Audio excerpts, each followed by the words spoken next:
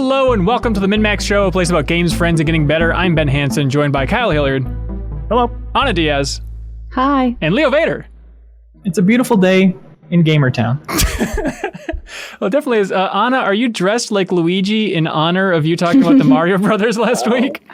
Yeah, that's, you know what? That's exactly, I woke up this morning and I was like, oh, it's a beautiful day. That was my Luigi accent.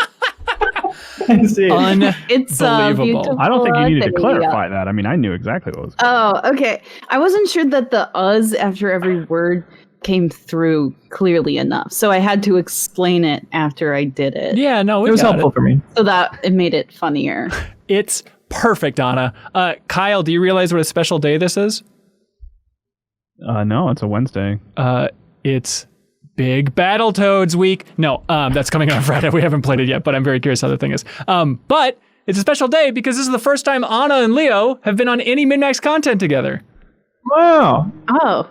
Besides those exclusive $50 videos. Yeah, the thank you videos, I guess we recorded those, and those are very fun. But those barely count. Those are for, one single person who's just delighted by them because they're very entertaining. But this is the real deal. Let's see. What do you two think you have in common? Green shirt. Green shirt. Very smart. Green shirt. A love of Luigi. Curly hair.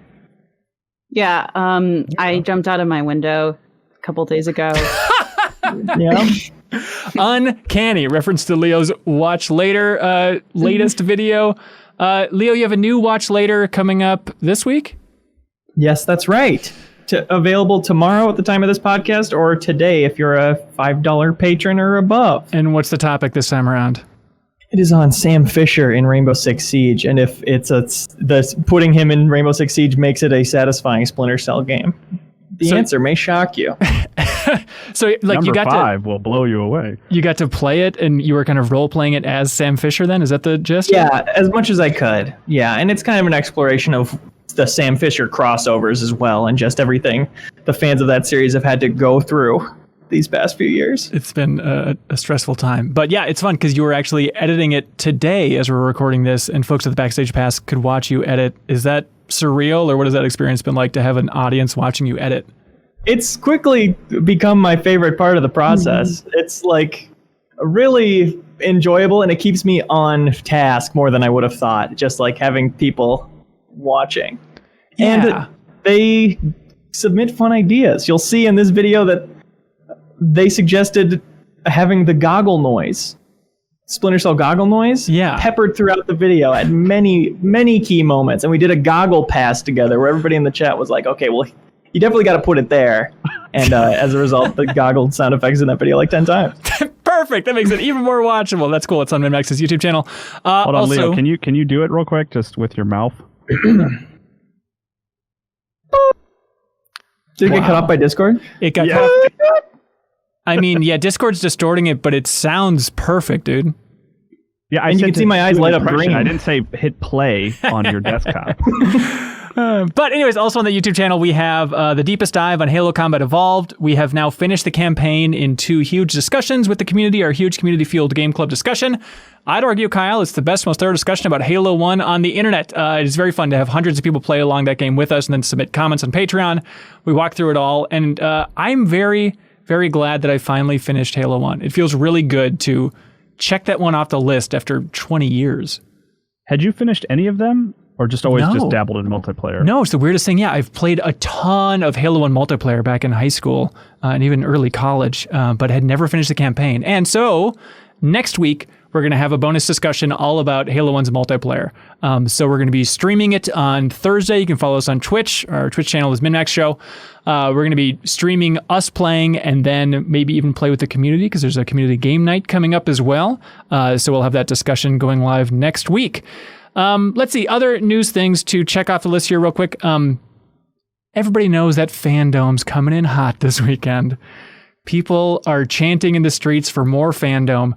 The big DC convention thing's happening, and so on, was it Friday? I think it's Friday, they're going to reveal more details on Warner Brothers Montreal's Batman game, which they have been hinting a lot about, saying that it's Court of Owls adjacent, to the point that Kyle and I actually read Court of Owls and had a Max Spoilers up on our YouTube channel all about that. So once they announce it, and it is connected to Court of Owls, that Batman story, and you want to learn what the hell that story was about, you can find that old Max Spoilers discussion for even more discussion about that thing. But that was a great read. I recommend reading that, by the way, even if you're like, not super into comic books. I read the cream of the crop comic books is how I like to convey it to myself, and I'm so glad I went out of my way to read that one. It was really fun. Agreed. Thank you, Kyle. Right before we were recording, Kyle, there was a hot rumor hitting that really tickled your fancy. Do you want to relay what this thing is? Yeah, so I'm guessing this is what you're talking about. Let's see. Yeah. A Guatemalan retail site posted a pair of SKUs for Prince of Persia Remake, one for PlayStation 4, one for Switch, which is like, okay, that's cool. That kind of stuff pops up all the time. But there's a lot of little things that lend it credibility, like the art that's connected to the SKU. I did like a reverse search for it. I couldn't find it anywhere, but a lot of people think maybe it's concept art for like an older Prince of Persia game. But the other thing is Bloomberg's Jason Schreier shared the Resetera thread about the listing and was like, oh, another surprise ruined for Ubisoft, which, like, when Schreier tweets about it, that's kind of one of it lends it like a huge amount of credibility. So it seems like a game called Prince of Persia Remake is coming out this November, like this year. I am so confused about that. Yeah, does that mean it's going... does that mean it's going to be a Sands of Time remake or a full remake of the original as Prince of Persia? So my read was Sands of Time. Like, but it doesn't say that anywhere. It doesn't. I don't. And then, like, maybe that's just me getting ahead of myself and wanting a Sands of Time remake. But, like, I guess it could be a remake of the original, which they've done before. Like, there's multiple versions of that game, and the most recent was like an Xbox 360 version of the game that used the assets from Sands of Time that you could play on Xbox Live Arcade. Wait, really? I had no idea that existed. That's cool. I remember that. I played that. Yeah. So, and also just I don't want that. Like, I mean, like I don't even know if I would play that if they announced that, honestly. But like, if it's Sands of Time, like, I'm 150% on board and will absolutely play it. I'll be more excited about that than Assassin's Creed Valhalla. What? So they remastered Sands of Time, right? Did they do the whole trilogy? On PlayStation 3, yeah, it was the whole trilogy, and you could play it in stereoscopic 3D, and it wasn't a very good port. Of course. Yeah. So, and people don't even like know that exists because it was just PlayStation. It was a weird thing because there were so many HD collections coming out at that time that one just like weirdly flew under the radar, and just like I played Sands of Time on there, and it just seemed.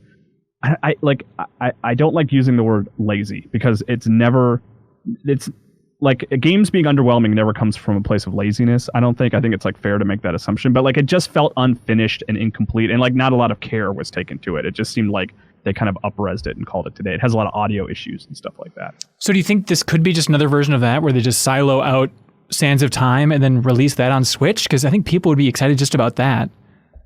Yeah, I would be very, happy to have just like a nice high definition version of Sands of Time on Switch or PlayStation 4.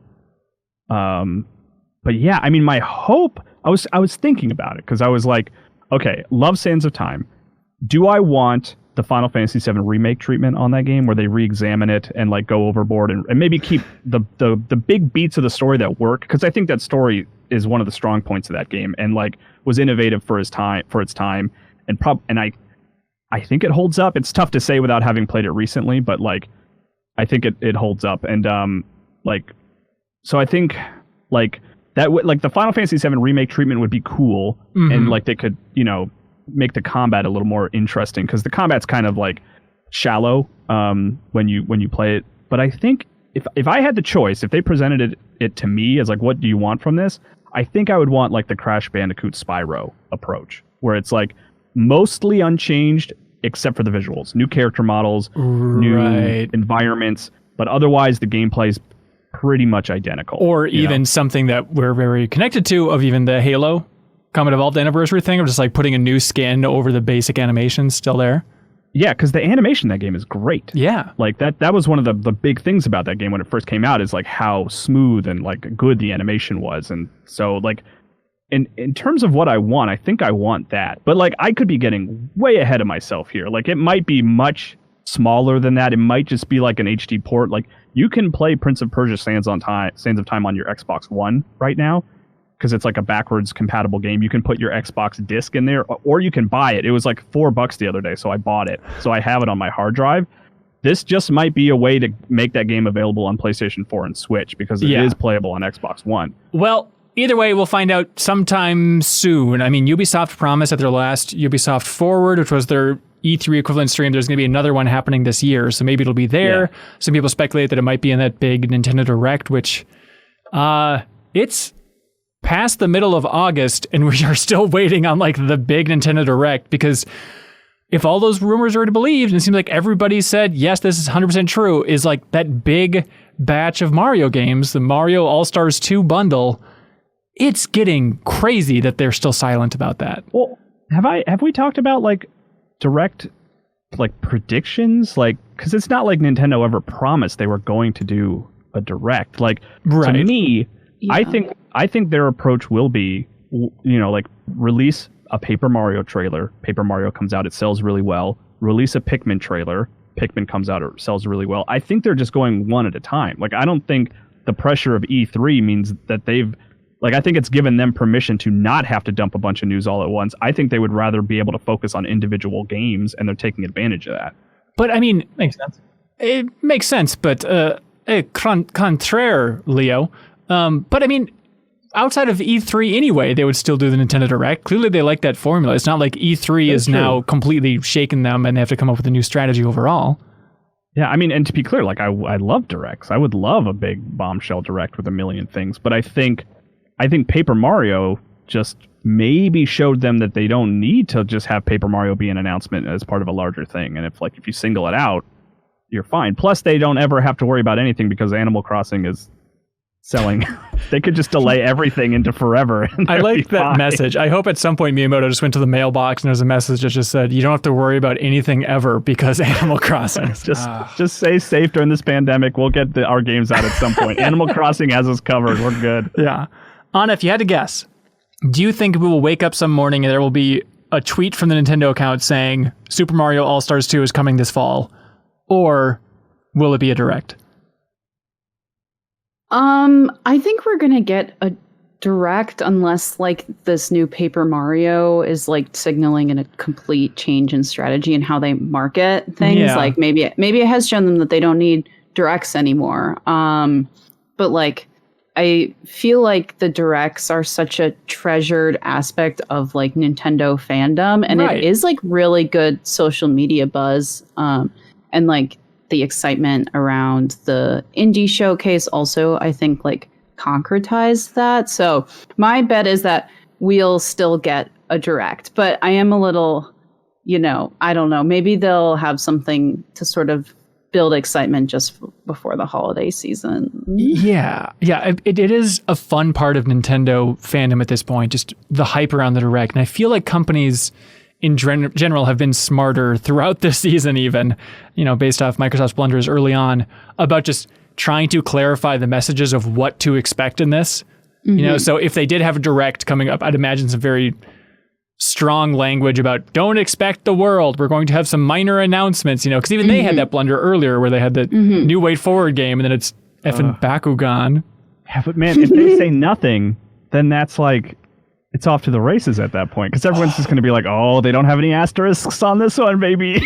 But maybe that's it. I mean, okay, so if they have that Super Mario All-Stars 2, which, I think what people said that maybe internally it was called that, I'm sure it'll have a different name, if this thing even exists. But they did tweet that picture of Mario on the beach or whatever that looks very sunshiny. So I think people are reading into the beach Mario picture too much.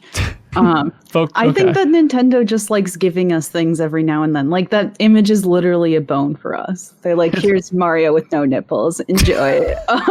And we can't enjoy it. We need those nips. Konami just tweeted out the Silent Hill siren, like just an audio file of the siren, and everyone was like, oh, what's happening, new Silent Hill? And they had to have a follow-up tweet that was like, look, people are playing Dead by Daylight with Pyramid Head, and we just wanted to share the siren. We're sorry for acknowledging our brand on our brand account. Please back down, fans, back down. But I don't know. I mean, if there are so many rumors about a Sunshine remaster coming this year in that big bundle, and they tweet Mario on a beach, I mean, that's on them at that point if it's completely disconnected. But they also thought Bakugan was going to be this huge thing. Like, I don't even know if they know what they have. Like, I felt for them on that Bakugan thing because we all like Way Forward. You know, they want to convey that, there's some news from Way Forward. And so it's fun to slip in there, and you would not expect that just if you just push that boulder a little bit, it'll eventually become an avalanche. Is that the metaphor? I'm not sure. Something like that. So it's a little bit on that. It reminds me of, like, remember years ago when Blizzard just tweeted out a picture of a Diablo light switch? And everybody lost their mind, like, Diablo's coming to Switch. And then Diablo did come to Switch, but the part that I can't wrap my mind around is Blizzard insisted that was just a coincidence, that it was just a Diablo light switch, like 3 months before Diablo came out on Switch or whatever the hell, and they just thought it was a cool looking Diablo light switch that was in their store, so they decided to tweet it out, which seems impossible. They hadn't thought to do it on Switch until they saw the comments. Yeah, they saw the comments. It showed the enthusiasm, and they quickly ported it in a very short period of time. Done and done. Yeah. But this Indie World Showcase, we should run down some highlights. Kyle, you and I streamed reactions, so if you want to watch the full thing, it's on our YouTube channel. Yes, watch the full thing, like me. That's right, Kyle. Anna, what popped out to you from the Indie World Showcase thing? I mean, so I obviously like the first announcement, Hades coming to Switch, like huge debut for the Switch. I feel like so much of like indies on Switch are just like, you see these games and you're like, wow, that'd be great on Switch. Like, what was it? Undermine, right? Right.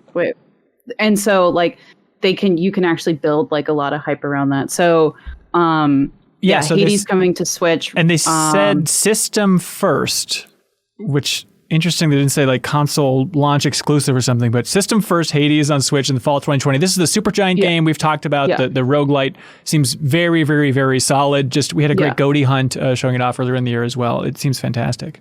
Yeah. And so that really stood out. Another interesting game that's like was released already on the Apple App Store was Takeshi and Hiroshi, which looks like a very endearing, charming story of two brothers. And I downloaded it yesterday, played through the first chapter. That was great. So again, like it's interesting to see these games like find new life on the Switch. And then the last one, I know this is like, I haven't even gotten to original titles yet, but A Short Hike is coming to Switch, which is like I feel like the perfect Switch game. And it has a boat now. Oh, really? I missed that detail. Yeah. Well, it's just like a little thing that the creator added to just like put a little extra nugget of fun. So there's a speedboat in it now, so you can like zoom around the lake. That's awesome. And so this is the game from last year that was on a lot of our top 10 lists. I think it was on somewhere on the list of MinnMax 210's list for the official top 20 games of the year last year. But it's the best way to describe it is kind of an Animal Crossing vibe combined with the exploration of Breath of the Wild, but also like a 2-hour adventure experience where you're just trying to get to the top of a mountain to get cell service. But along the way, you're exploring, you're upgrading your climbing abilities, your flying abilities, stuff like that. Just a very, very pleasant short experience. Yeah. And then as far as like new titles that are coming out, I mean, there's the Spiritfarer, right? I'm just like going through my notes. So Spiritfarer, it's out now. We can talk more about that in a bit. I've been playing a lot of it there. Yeah. But then there's the Goose announcement, which people always love. And I think that's something like watching that made me realize like how much I miss the Nintendo events, because like they are so like thoughtful and like cute in their presentation. So, you know, like at the end, it was like you just hear the honking and the hosts are like, oh no, what's going on? And it was an announcement for a second Goose in the Untitled Goose game, a couch co-op mode. So I feel like those were like some of the big things that I saw folks getting excited about. Yeah, and that's like September 23rd. I think that co-op addition to Untitled Goose Games coming out. Free as well. What's that, Kyle? Yeah. Free. Yeah, that's awesome. What a weird success story Untitled Goose Game is. It's like where they can just afford like, here's a free update, and people will eat it up. It seems great. And honestly, like I didn't finish that game, and seeing that, I was like, that might be the kick in the pants. I need to actually go back and play through that entire thing with a friend. Kyle, you missed it during our stream at the very tail end, but did you see that Grindstone is coming to Switch, your favorite Apple Arcade game? Yeah, which is interesting because it's like I loved that game. I played it and beat it, and I was sort of reaction was like, oh, I've played it. I don't know if I want to play it again necessarily. But then it occurred to me, I was like, oh yeah, if I want to play Grindstone again, I have to re-up Apple Arcade on my phone. Like I have to be a subscriber to play Grindstone on iPhone. This will be the only way to just all out just buy the game straight up. You know what I mean? Like I can't spend $5 on it on my phone. So this might be just like my preferred way of playing it. I'm curious how it's going to work with a controller. Like I would like to play with a controller. I don't want to have to use the Switch touchscreen. So I'm curious to see if that's implemented and how that's implemented. Or maybe it's like a Joy-Con, like you point at the screen type thing.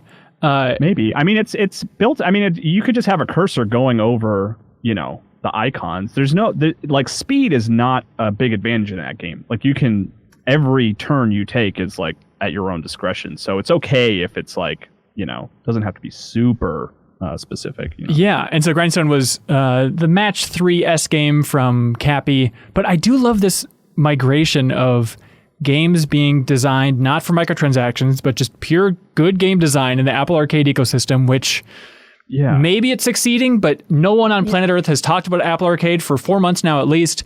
And now it's getting to a point where those solid games free of BS are now being ported to the Switch. It's like, this seems like a great thing. Now we get to find games, like you mentioned, Anna, like Takeshi and Hiroshi, where it's like you're designing an RPG for your brother in the game. And it's like, oh, this seems like a cute game that seemingly came out of nowhere, even though it was on Apple Arcade a while ago and just nobody that we know mentioned it.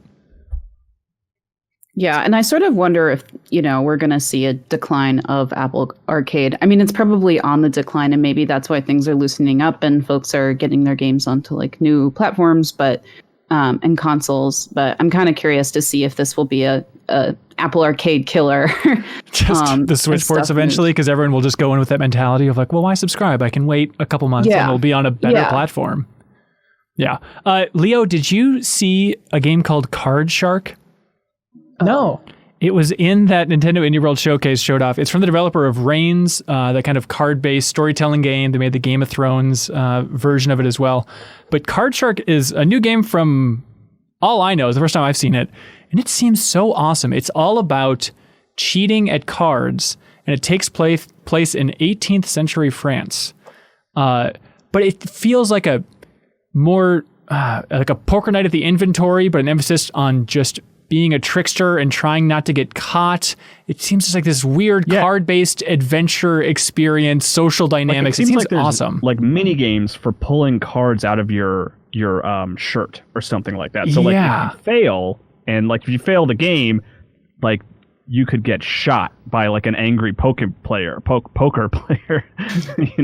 But if you're successful, like you can cheat your way. It seems really interesting, Yeah, and the presentation just is awesome. Like I've never seen a game that looks like that. So Card Shark coming out in 2021 is probably the highlight from that entire thing for me in terms of new stuff. But they showed Spiritfarer, which has been out and talked about for a while. It is now out on Switch and PC. It is everywhere. It's on Game Pass. It's on the Epic Store. It's on Steam. Like it is a hell of a launch for that team.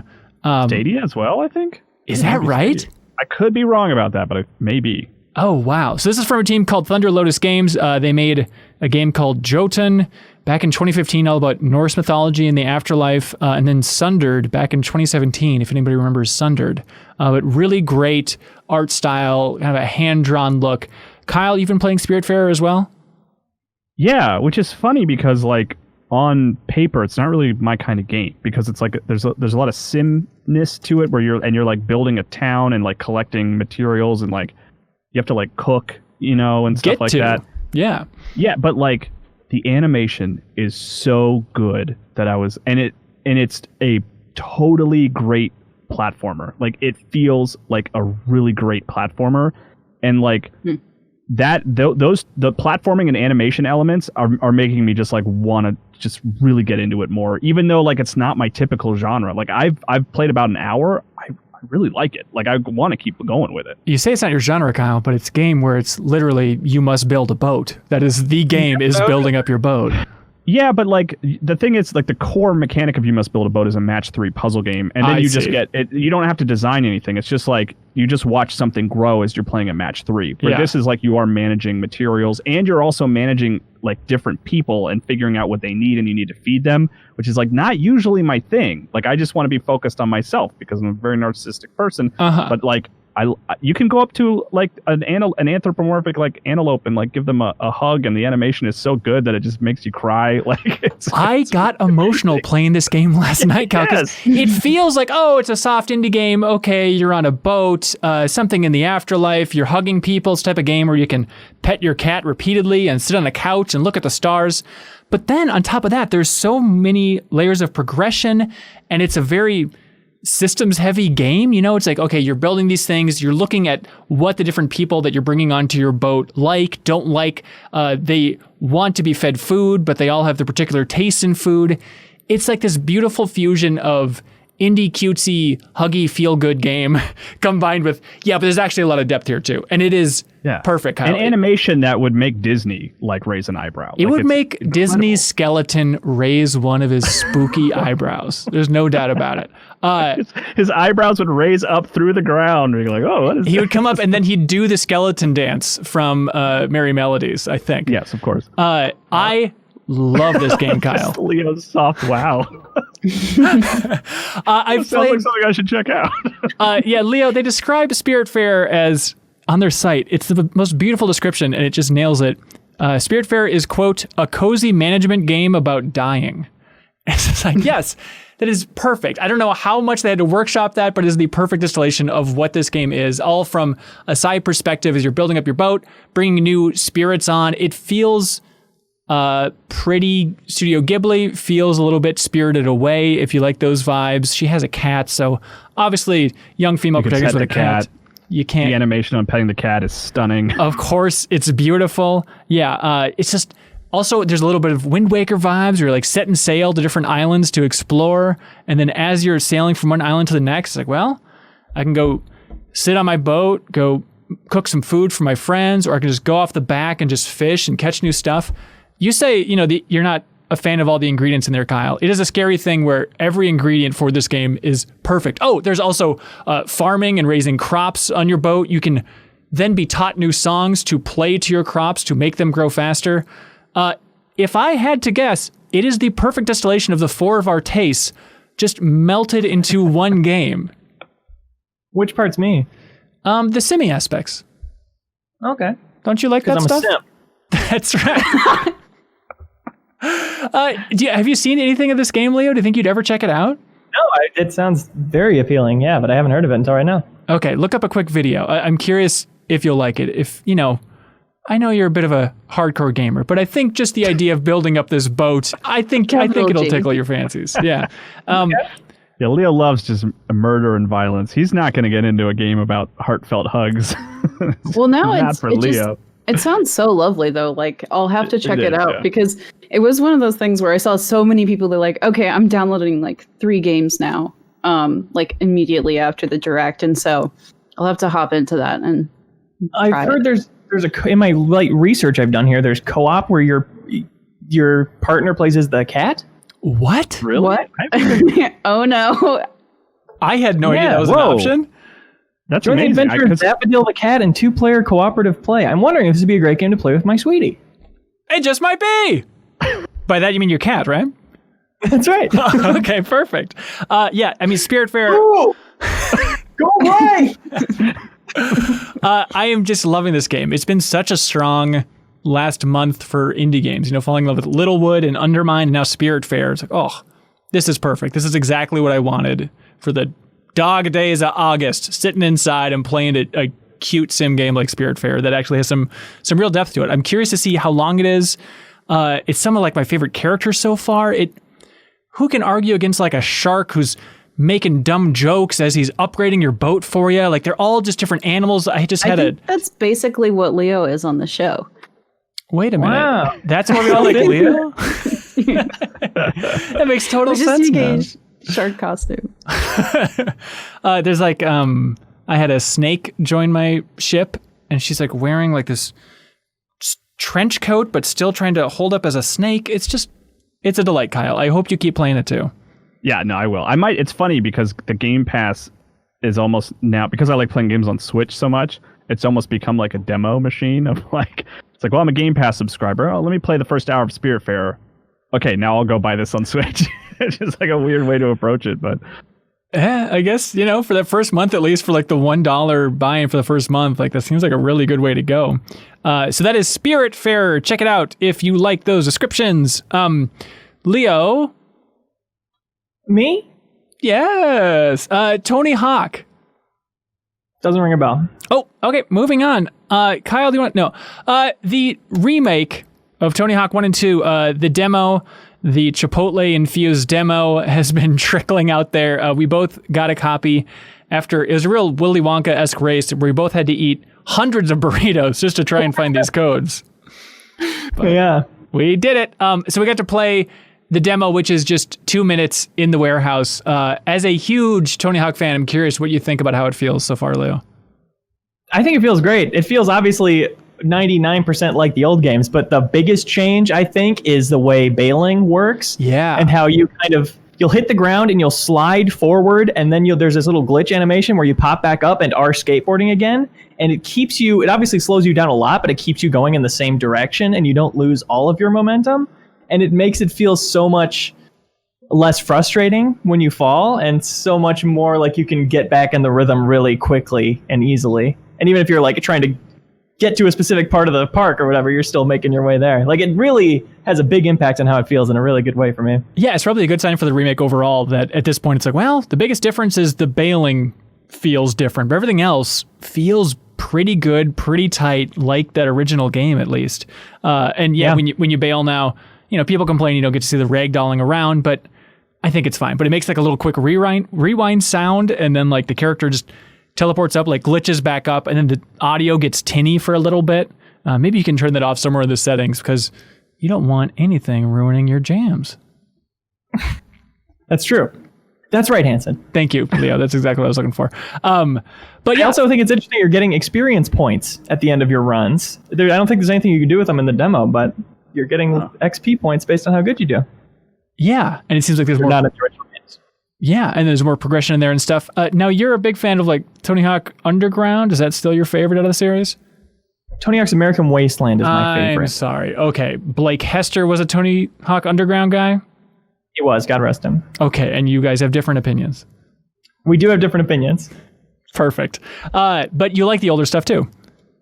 Yeah, absolutely. I mean, shoot, I played them all as a little lad. That's amazing. Yeah. Which is why next week we are going to kick off the celebration of Tony Hawk. Tony Hawk. We did it a while ago for Final Fantasy VII, just had a bunch of bundled content around celebrating Final Fantasy VII. And so next week at MinnMax, we're going to be celebrating Tony Hawk with a bunch of things, primarily on MinnMax's Twitch channel. So you can follow us there. It's MinnMax Show. Leo, we're going to be joined by the dearly departed Blake Hester, former intern, friend of the show. He was on the podcast a while ago talking about the remake here when it was announced. And you and him are going to rank the entire series. That's right. We're going to rank the entire series, and we know that 1 and 2 are going to be Tony Hawk's American Wasteland and Tony Hawk's Underground, which sorry in advance for that. But we have trivia prepared for each other to see which one of us knows our favorite game the best. And the one who gets the most trivia questions right, that'll be the number one game on the list. Perfect. And but most of the stream will be sussing out the order of all the rest of them. And people can argue in the Twitch chat. Game Boy ones and everything. Wait, including the what? The Game Boy ones. Oh my God. Downhill Jam for Wii. The Game Boy Advance version of Tony Hawk's Pro Skater 2 is like up there in terms of my most played Tony Hawk games, weirdly. It was a solid game. It was a GBA launch title, I think. I could be wrong about that, but it was what I had for my GBA, and it was like mind-blowing. Yeah. 2.5D. Yeah. It was sweet. And it's that weird thing where it was Vicarious Visions that developed those ports, and then they're doing the remake now, so it comes full circle. But then also we'll be streaming the demo of the new game. Also going to go back to Tony Hawk 2 to compare that directly with how it feels against the new game. I bought a physical copy of Tony Hawk 5, which is not sold anywhere online, but I found it in a store and I said, yes, I would like to check out what that disaster was like, because it's going to be interesting to go back and look at that thing now.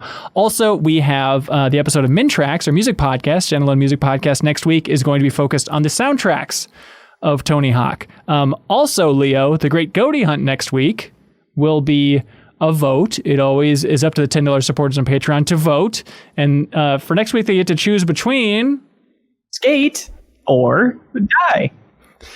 Whatever that means, you can find out by voting. And you can choose if we skate and check out a bunch of skateboarding games like Skater XL and Skatebird, or die. You know, we've been hearing it for years, and finally we're putting it in your hands to choose which path you would actually like. So again, you can follow us on Twitch, MinnMax Show, and stay tuned for a lot of fun Tony Hawk content coming up next week. Kyle Hilliard. Yeah. I thought of you with this announcement because it was very strange. Earlier this week, Sony and Sucker Punch swung out of the blue and announced a multiplayer addition to Ghost of Tsushima. Yeah, and then Untitled Goose Game was like, that's a good idea. Free done update and done. Multiplayer co-op, yeah. What is this? It's surprising. It's weird. Unexpected. Sucker Punch doesn't really do multiplayer. Really? I mean, not in a big way. I think, in the history books, it's Sly 3 had local multiplayer, and that was pretty much it? Yeah, and even that, I think, was just like, Sly, the later Slys got filled more and more with like weird mini games. So I think it was just a handful of like mini games that you could do with another player. I could be wrong about that, but yeah. Okay. But yeah, so free edition, it is a 4-player co-op experience. Seems like wave-based, taking on challenges. And then the crazy thing is they say in that PlayStation blog that down the road at some point they're going to be unlocking raids. Yeah. What is this world where Ghost of Tsushima now will have raids? Every game has raids. I guess you're right. Yeah, I guess. I mean, it seems like they're putting a lot of weight behind it. Like they have like a big plan for it. It's like these are the 2-player modes. It's going to have a different art style. It's going to be more focused on like the fantastical sort of elements of Ghost of Tsushima, which were very limited. There was maybe like one duel, I think, that really leaned into that heavily. But outside of that, it was all very grounded. Only one duel with a ghost? Ghost of Tsushima? I'll tell you, that was there to say. It's a weird choice. Hey, gotta do it. But I love it. It's going to be such a weird anomaly for the end of this generation about just... I feel like years from now, we're going to look back and be like, remember that weird multiplayer version of Ghost of Tsushima that they released for free? Yeah. But it's fun, and it's maybe paving the way for Sony doing this type of stuff more often with like The Last of Us Part 2. If they do eventually release that multiplayer, I can't imagine that would be a free edition. Seemed like that blog post they were hinting is going to be a more blown out version. In my mind, probably bundled with like a remastered version for PS5. Yeah, I think that's a fair assumption. Bet. Yeah. Leo, how much do you think about Last of Us Part 2's multiplayer? Because I know you're a big fan of the first one. Yeah, I think about it a lot. Okay. Honestly, though, I might expect it to be a free standalone thing from the way they've talked about it. Because that first game's multiplayer had plenty of stuff you could choose to buy and give them money for, as far as cosmetics and even weapon types, although I think... people would not feel positively about that now. But I'm excited for that. I think The Last of Us 1, like, that made me appreciate the gameplay a lot more. Doing it against other people who are also doing it. And, like, making tactical decisions that you don't necessarily have to make. You don't have to outthink your enemies in the same way in a single player. Right. So I'd be excited to try that. Yeah, absolutely.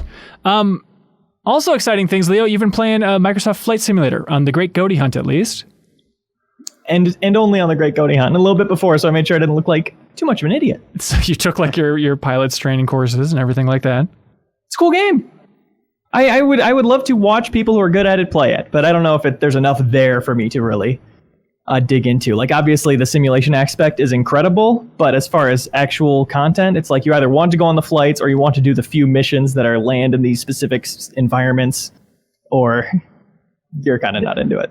This is my question, actually, because I downloaded it because everyone was losing their mind. Yeah. IGN gave it a 10. Gave it a 10! Whoa. It's crazy! I mean, it just surprised me. It's like, certainly, I don't. It's not that I didn't believe a game like that could get a 10, but it's just like a sim is such kind of a niche thing. But like, my question is like, for the kind of games I like, are there goals? Like, is there just a checklist of things to do, or is it really just like, look at this Earth we've created, and here are some real world planes? look at this Earth that Microsoft has created. So there is like, the world map where you can just go free fly around, because the Hook, just in case you aren't familiar with Microsoft Flight Simulator, which is out now on PC, and they say... didn't get it from a name. Yeah, that's right. But it's out on PC, and they say it's coming to Xbox at some point, but they've been cryptic about it.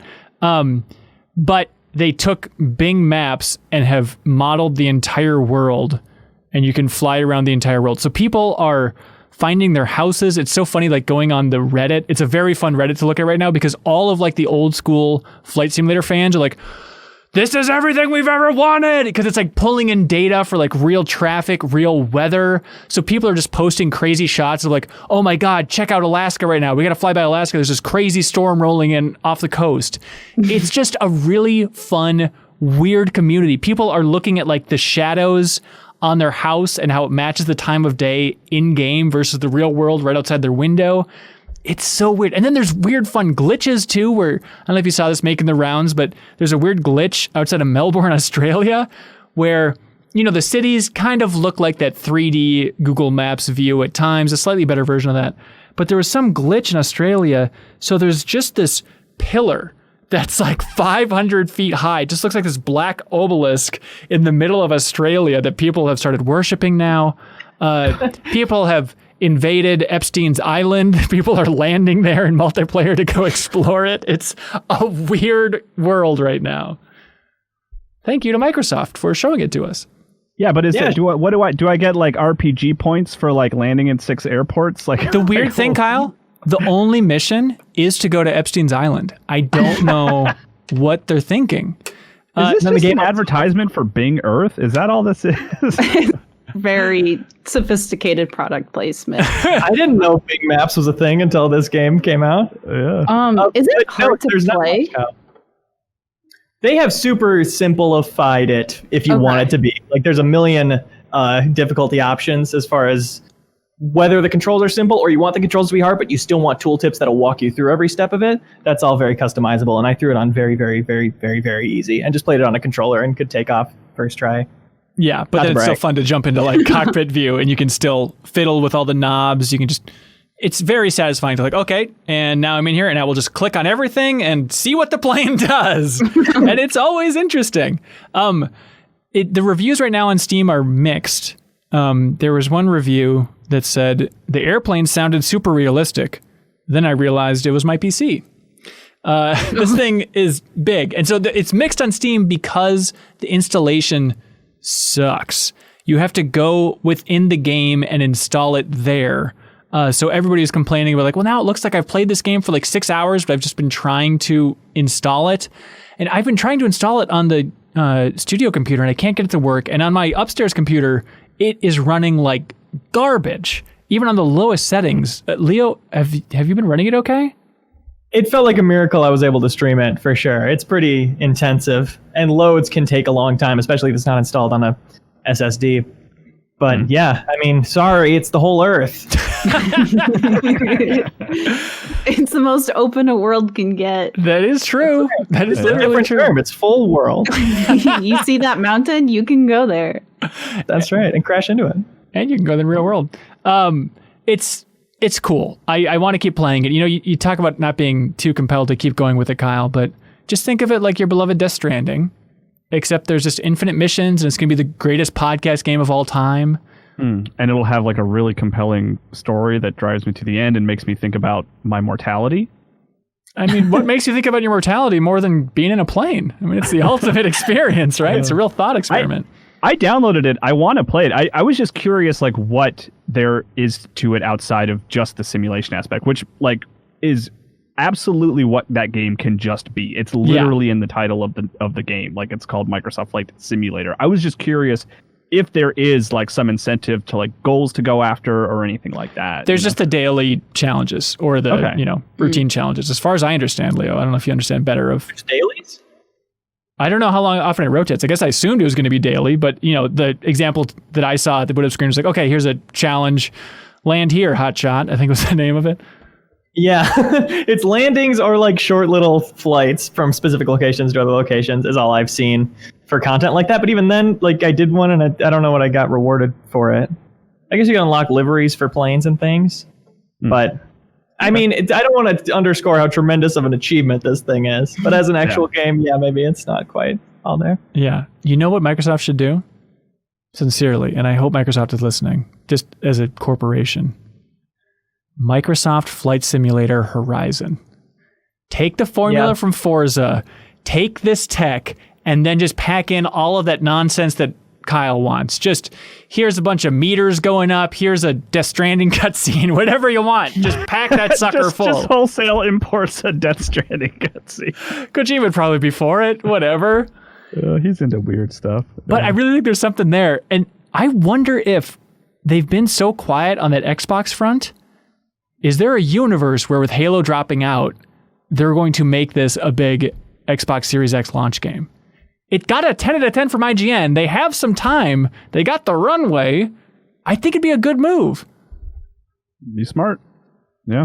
Okay. Yeah, not their worst option. What's that, Leo? Not their worst option, yeah. Okay, great. I'd say it's their only only also option. explain why you're having so much technical problems with it, because that could be another selling point of the Series X version. It's like, this time it works.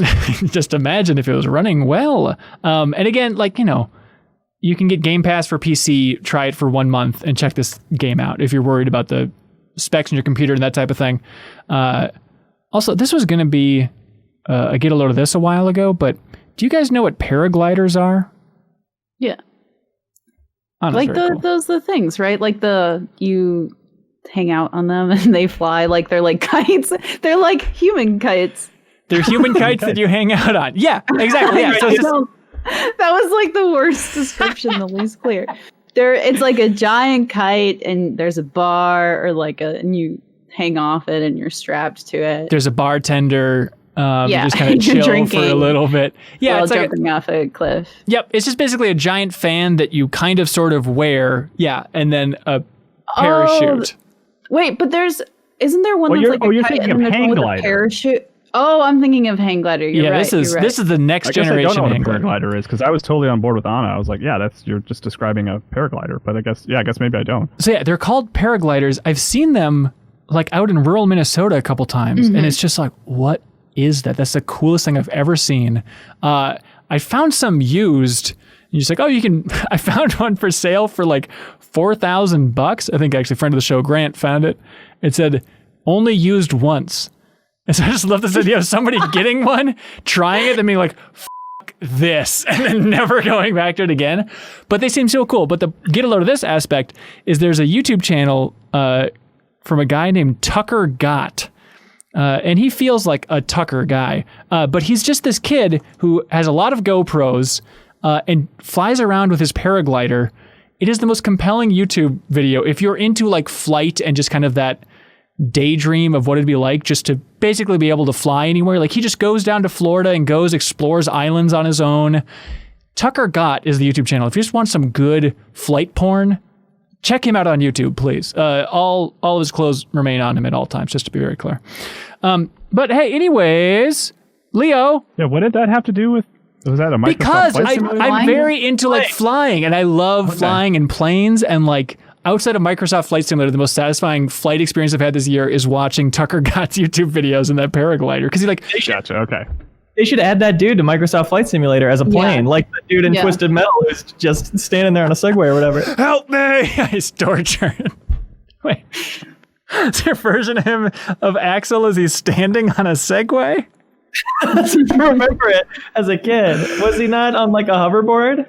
The way those new hoverboards? I feel like they predicted those. Yeah, I think so. There's a lot of lore that's complicated. But Leo, have you been playing a lot of Rogue Legacy 2? I have. Great. How is that sucker? It's great. I love the first one. It's a rogue light, so really heavy on the progression as you go into this randomized castle. That's very Metroid-y. You've got unlockable abilities that you'll keep with you forever, like dashes, etc., that you keep between runs. And very satisfying. A lot of traits, a lot of fun character configurations you can get, and like sometimes there'll be really negative traits, like you can only see within a few feet of you, like you're nearsighted, but you get 10% extra gold for everything. But it's really satisfying. You only learn how abilities work by playing as that character. So all the time it'll be like, okay, this will be my last run. And then I'll die and I'll see the next three characters and be like, that trait looks compelling, but I have to play as that person to see what it is, so I'll just play one more. Yeah. That is working there for sure. The one more run phenomenon. I was surprised by how much they added to it. Because it's even stuff in the tutorial like, wait, what is this? Like going through tubes to like explore around, and there's like new moves overall too. Yeah, new classes, ranged attacks now. The gameplay has always been pretty simple, but very satisfying. You're kind of platforming around and almost bullet helly, more just dodging some projectiles and learning each enemy as you do in those kinds of games. Yeah. Dodging their attack. It earns the 2 just by like just tons of new wrinkles? Or is there a big mechanical change that like makes it feel like a sequel, or is it like just more of what you liked about the first one plus a ton of extra new stuff? Honestly, the biggest thing is probably the art style. Like it's kind of, last time it was pixelated 2D, still good looking, but pixelated, and now it's more of like a hidden 3D yet kind of a hand-drawn look. It's a really nice upgrade from the last one. But as far as what really makes it different as a sequel, it's hard to tell because it's still in early access right now, and it doesn't even have the second biome in it yet. You'll get to the second biome, and there's a signpost you can read that says a message from the devs, like mixed in with all the other lore messages you're finding or whatever. One's just like, hey, this is actually the team, and the second biome is not ready yet. Sorry. This is actually us right now, we swear. Yeah, this isn't a trick. I mean, is it worth buying at this point, though? Do you recommend people to wait if they're a big fan of the first Rogue Legacy? If you like the first one, there's no reason not to buy it now. There's you'll get a few hours of fun out of it for sure. And it doesn't have a million upgrades. It's definitely feels like early access to me. But what I loved about the first one was really not focusing on beating it too fast and really grinding and getting those persistent upgrades up. Because once again, it's a very light roguelite with a lot of progression. Yeah. So it's satisfying to grind that out and know that I will still be powered up for whatever content they add next. I think it's still worthwhile to play now if you're into it. Leo, do you have a beard? Yeah. Could you scratch it while I ask this very thought-provoking question? Okay. So it's been 7 years since the first Rogue Legacy. What do you think the changes from Rogue Legacy 1 to 2 have taught us about the state of the rogue genre? I think the roguelites are still much more appealing to people. I think they're much more palatable. Roguelikes without the progression, they have their audience. I certainly love them, but roguelites, I think, are still the way, if you want to get your game in a lot of people's hands, that's probably where you got to go with it. And especially a light like that, where the levels are designed in a way where you feel like each one is mostly new. Like you're constantly, it's like it may as well be handcrafted in some ways, because you're doing these interesting challenge rooms. Like it's still got those fairy rooms where it's like get across all these obstacles without getting hit once. And there's all kinds of unique challenges within each run that make it feel different. And I think that's important. So just getting softer and upping the variety? Exactly. Okay, that seems good. You know, it'd be great. And I know you're very partial to this. Yeah, really scratch that beard off for this one. All right, just think about a Robotron roguelite. Okay. Think about just taking... I think it's called Rad. Well, no, not exactly. That's like the weird, you're changing, mutating and stuff along the way, but that's like a twin stick though. You know. Yeah, I guess that's true. I don't know. I was just thinking about playing so many arcade games during the summer. It's like, oh, there's something here. If you take some of these old arcade games and reinvent them as a roguelike game and just give a little progression to some of those old twitchy arcade games, there's some fusion there that'd be cool, right? I agree. All right, thanks, man. Hey, Kyle. Do you want to make it or should I? I was hoping Anna could. All booked up. Sorry. Okay. Also, all the arcades are closed right now. Oh, that's right. Point. That's right. Yeah, we're getting screwed there. You know, COVID. Yeah. Yeah, thanks. That's true. Kyle, I don't know if I have this game name written down correctly. There's a limbo-like game called Creaks? Yeah, you misspelled it in Slack, so I'm calling you out on it. Oh, how is it spelled? You have 2 E's. It's EA. Oh, I see. A very important point to bring up. Okay. So this game, a lot of people were screaming at you to play because it feels like a Playdead game. Yeah, a little bit. I definitely see where folks are coming from. It's from Amanita Design, who, I guess, Anna, you're more familiar with their history, I guess, right? Yeah, they let's see here. So they have interesting origins. They started with like a Flash game called Samaros that was a browser based, and it was like very collagey, and it was like a point and click kind of puzzler. And then was it a scary game? No. No? Okay. For some reason I always thought it was a horror game, but no. Okay, never mind. It's actually really cute. You like save your dog. So the opposite. Okay. Yeah, the opposite. I mean, it's kind of spooky. It's very trippy. So maybe that's what you're getting at. Like, it's very like the characters you encounter. You're like, someone was like tripping on acid. Well, they designed this. And then after that, they released Machinarium. Before Double Fine Adventure. Like they were. That was like one of those things about the Kickstarter that everyone was like, adventure games, like they're coming back. And I feel like everyone's like, well, Amanita made Machinarium or Machinarium. Like that's straight on like point and click, I think even in the first or second episode of the Double Fine Adventure documentary, Tim Schafer's like playing some recent adventure games just for research. And I think he's playing Machinarium, I believe. Oh, okay. Yeah, that makes sense. Yeah. It's a honestly like incredible game. And then there's like Bonicula. I'm gonna look. It's like the plant one, right? I think it's Botanicula. I always think of Bunicula, which is like the vampire rabbit book I read when I was a kid. I always say it incorrectly. It looks very Pikmin-y if you like just look at the marketing. Yeah, it's kind of like a botanist thing. Yeah. So I mean, this team, their art direction is unbelievable. Mm-hmm. Yeah, and Creaks is. It's probably, and just me like sort of like surface level looking at them, I think it looks closest to Machinarium. It just has a similar art style, but it is creepy, unlike Botanicula and I guess Samaros, but where it's like I like it because like you're just a dude in a house and this door just kind of opens up behind you and you walk through it and you're just in this huge underground facility. There's no dialogue, there's zero text, nothing is explained. You're just like exploring this weird structure that's under your house, and there's these dogs that will kill you if you get close to them. Like I actually was surprised when you died. Like I didn't think this was going to be a game like where you were getting killed when you didn't solve the puzzle, which is where the sort of the limbo comparison comes in. Is like you die if you do the puzzle incorrectly, but it resets very quickly. You can get back into it.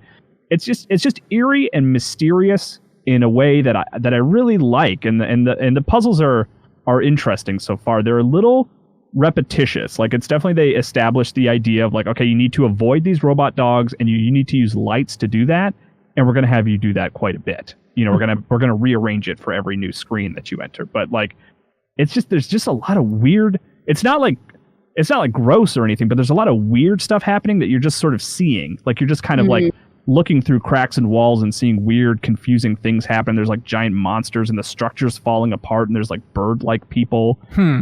It's interesting. I like what I've played so far. Do you know what go ahead. kind of vibes I get from it is almost like just looking at the screenshots and some gameplay is like Courage the Cowardly Dog, like similar, just like honestly, just like this combination of like creepy, like not like scary horror, but like really strange. Almost. Yeah, it's not scary horror is like a good way to describe it. I think that's good. Yeah.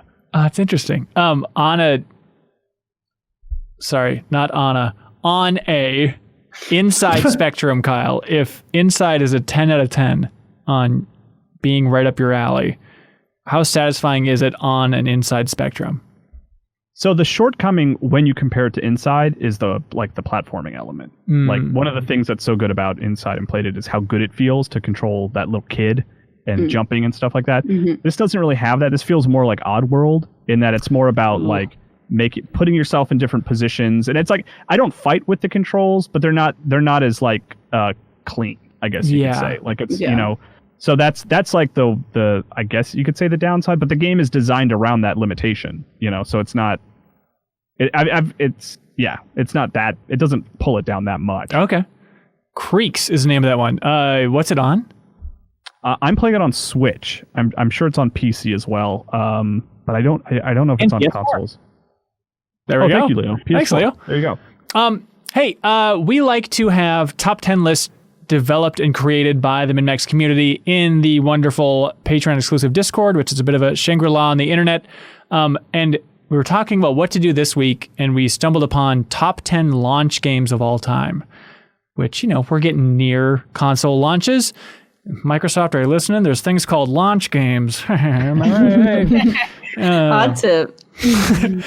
So the community pooled together their collective insane knowledge of games, and they've ranked the top 10 launch games of all time, which in my mind was like a very clear-cut case. And then they had a lot of distinctions of, does that include European launches? Does that include Japanese launches? And it's like, I guess it does, as long as it's noted, so there's not too much confusion. Does it include cross-gen? I was like, well, no way. But then you're leaving out some huge launch games, even just in the Zelda series alone. It's like, yeah, we should include cross-gen. So that's where we're coming from, Kyle. Yeah. Okay, so this is the top 10 console launch games. Let's see. Okay, so number 10, which honestly, it's funny. I always like commentate these as I go through them. I thought this would be higher, despite its current reputation. But number 10, Sonic Adventure for Dreamcast. Huh. Because I feel like that is just crucially important to the Dreamcast, and just that thing of seeing Sonic, run down the pier with the whale, wrecking everything behind him, was just like, oh my god, this is a new generation of games, we're in the future. Yeah, in terms of having a game on launch day to impress friends, I mean that was a huge one. Yeah. Number 9, Call of Duty 2 Xbox 360. Okay, were you a Call of Duty 2 guy? I definitely played on my 360. Yeah. Okay, is that game good? Should I ever go back to that? I've never checked out an earlier Call of Duty game. No?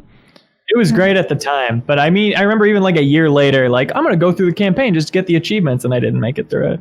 Yeah. Okay. Yeah, I would imagine it probably doesn't hold up very well. Especially, Call of Duty is such an iterative game. To go compare the most recent to, the second, would just, I can't even imagine. You're oh, there's so much they've done in that interim. Yeah. Number 8, the Game Boy game Tetris. Which is was it? Kind of a tricky one, because it did exist pre-Game Boy, but it's so tied to the Game Boy. I think that game is the success it is even today because of the Game Boy, you could argue. Yeah, it had a huge impact. Yeah, I never would have thought of that as a launch game, but all right, yeah. Yeah. Maybe a little high for my taste. Uh-oh. Number 7, Luigi's Mansion, GameCube. Luigi, yourself, what do you think about this option? I didn't know that was a GameCube launch game. Oh, yeah, for sure. GameCube launch. That and Tony Hawk 3, I think. I just remember being so bummed out seeing GameSpot's review. And Gersman, I think it was Gersman reviewed it. It was lower than I expected. So in my mind, that game was always that kind of lower tier Nintendo game. And then eventually when I got around to playing it, I was like, oh, I think it was at Game Informer for a replay. I was like, wait, this game is very cool. I wish I would have checked this out back in the day. Yeah. I'm trying to think Luigi's Mansion. I still haven't played the Switch version, which feels a little bad because that was one of the primary games I grew up playing as a kid. Oh, really?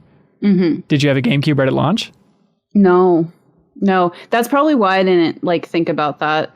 Luigi's Mansion was towards the end of that was one of the later games we bought because we were oh, all right, I guess you buy the Luigi game after you buy the Mario game, of course we're gonna buy Mario Sunshine before we buy the Luigi game. Right. Sorry, Luigi. Hey, it's the way it's got to be. It wasn't the year of Luigi yet. That's true. That's true. The year of Guigi. Coming up, 2021. All right, Kyle, what do we got? Okay, so that's and then number 6. We're talking about Super Mario Brothers for the NES. The game that saved the video game industry. Okay, I guess I didn't know for sure. This is dumb, and I didn't have an NES, but I didn't know for sure that was a launch game. But that was day and date with the US release of the NES. Yeah, I'm kind of second guessing myself now, but that was it came packaged with. Okay, right? that seems low then, but all right. Hey, yeah. That's fair. The MinnMax community has voted. Number 5, Super Mario World SNES. Of course. I'm sure if Jeffem was here, he would say that should be higher. I can hear him screaming from home now. Let's see. Number 4, Wii Sports for the Wii. Oh, excellent. Wow. Yeah. But they, not to spoil anything, but they don't have Twilight Princess on here, which is surprising. they have Wii Sports, but I could see the argument. But it's a little bit like those Mario's too. Yeah. It's a little bit like that Sonic Adventure thing, though, in terms of just bringing somebody over to impress them with a game on your new system. It's like, hey, come over to my house and play a new console, and you will have an experience that you've never had in the video game world. Yes, very true. Number 3, Super Mario 64, Nintendo 64. Of course. Just another, like, kind of like Sonic, where you're like, this is something, we're in a different, different generation now, like, unequivocally. Yeah. And then number 2, a game we're very familiar with right now, Hanson, Halo. Oh. Combat Evolved for the Xbox. God, I'd argue we'd had the best, most thorough discussion possible about Halo Combat Evolved on our YouTube channel with the Deepest Dive. Yeah. And then number 1, Breath of the Wild for Switch. Wow. Which, in my personal list, I don't know if I would put that number 1, just because there's some other options on here that just changed the video game industry, and Breath of the Wild is just like this amazing game. I don't know, it's like a weird argument to make in my head, but like Super Mario Brothers, I feel like is more important to the industry as a whole than Breath of the Wild. But like, I can't deny how much I love Breath of the Wild. It's the freaking best. Yeah. It is tough because, like, that's the best game on the list in my mind. But at the same time, well, Tetris is on there. Ooh, yeah. All right, it's second best game on that list. But I wasn't bringing anybody over to my house to be like, you got to check out this game on the Switch. Look what it's doing. But that's such a different generational, time frame for what's going on there. But yeah, it's good list. It's fun to think about, to remember like which games defined those consoles on day one, Yeah, for sure. And like we talked about a lot with the Deepest Dive, I was struck playing through Halo 1 again, just what a vibe that game has. And it's so rare, I think, to have a launch game feel that confident. I know it was scrambled together and they cut corners and reused environments and all that fun stuff, which we talk a lot about in the discussion. But just to have that distinct tone for a game at launch and the distinct vibe, and 60% of that is the music, I think, from Halo, but it's such a cool, unique launch game in that entire list there. But thank you, everybody in the Discord, for voting and giving us the official MinnMax ranking for the top 10 launch games of all time. Hey, Leo. Yeah, Leo, do you know how this whole thing operates? Our beautiful supporters on Patreon. That's right. Keeps this whole indie trainer rolling. Thanks to everybody on Patreon that supports us at any tier. At any tier, you get access to the Discord, and you can submit comments for the MinnMax show where you could win a question of the week from I Am 8-Bit and more. Also, you can unlock the podcast version of the Deepest Dive, support that format moving forward, all that fun stuff. Like we mentioned this week, we have a watch later coming up. Anna, are we going to have a refreshed coming up? So I due to family stuff, I am not going to do refreshed live this week. But I'm working with the host right now to get something really cool up. In instead. Yeah. Okay, cool. So something with refresh this week. Yeah. Okay, awesome. And then I wanted to plug that on Sunday at 6 p.m. Central, Sunday the 23rd, we are going to have the MinnFax call-in show. This is normally the last Sunday of every month, but because we're going to be moving, this is the second to last MinnMax show in this studio. Because we're going to be moving, we decided to bump that up. So Serial is going to be joining me for the MinnMax call-in show, and that's for supporters at the $20 tier. They can call in and ask us anything under the sun, and we're legally required to give them an answer. So if you want to call in, record a podcast with us, talk about whatever you'd like. If you just want to talk about games you've been playing, you don't have a burning question, that's fine. The airwaves are all yours. So you take those calls from the Discord. Let me know if you have any questions about how that whole thing works. And thanks to Captain Stubbs 1.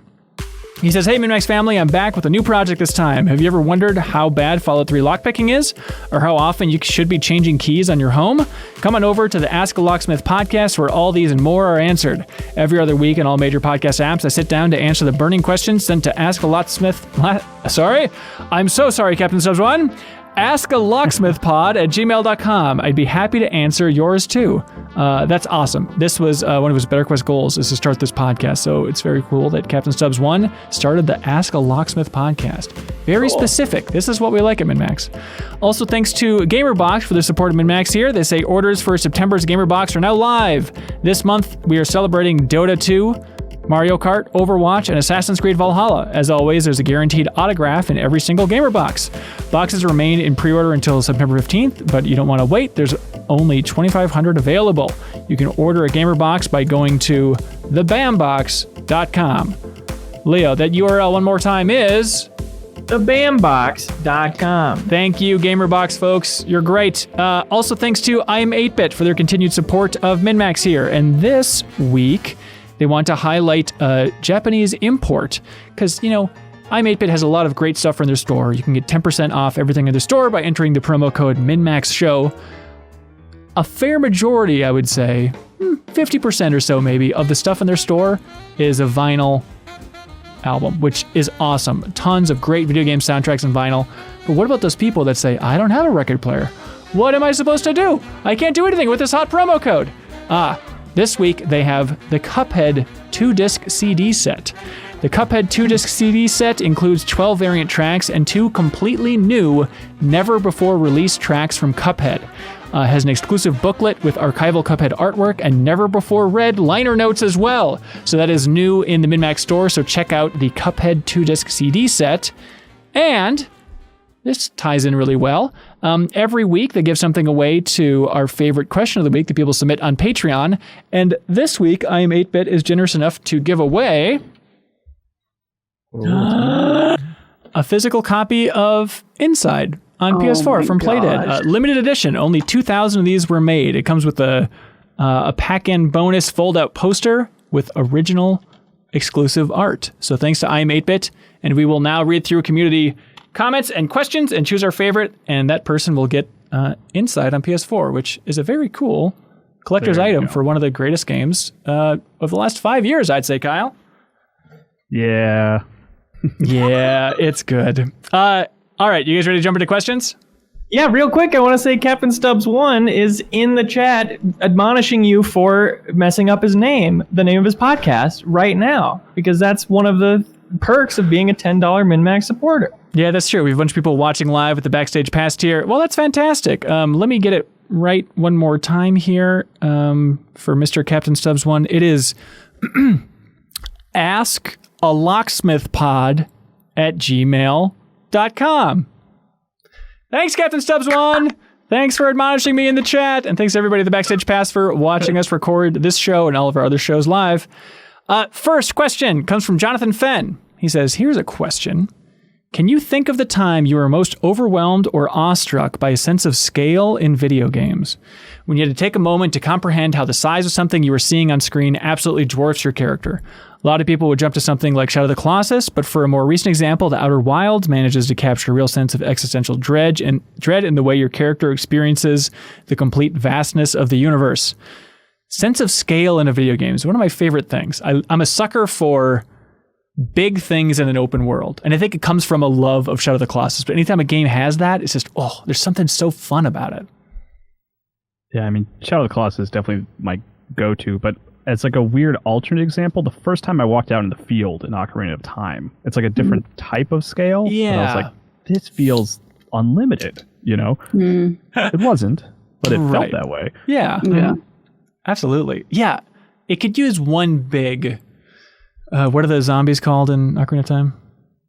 The Gibdo or the No. Redead? Redead. Yeah, could use one big Redead marching across, or something to really cement or like drive home the sense of scale. Like a real Attack on Titan kind of situation. Yeah, exactly. Definitely VR all the time.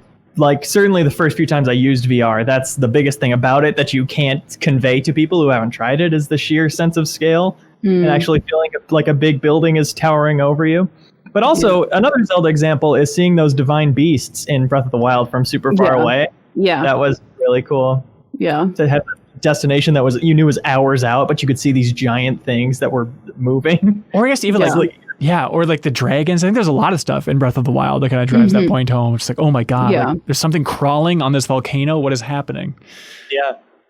Yeah, I think for me as a kid, like playing Minecraft and like digging down and finding like an entire cavern, an entire like mine shaft, and like seeing the tracks and like the spawning points and being like, whoa, there was something here. Was like a really, for me, moment of like, oh. Yeah. Did you see, by the way, JV Gwaltney sent this my way, of course, that there's a Minecraft update for Jurassic World?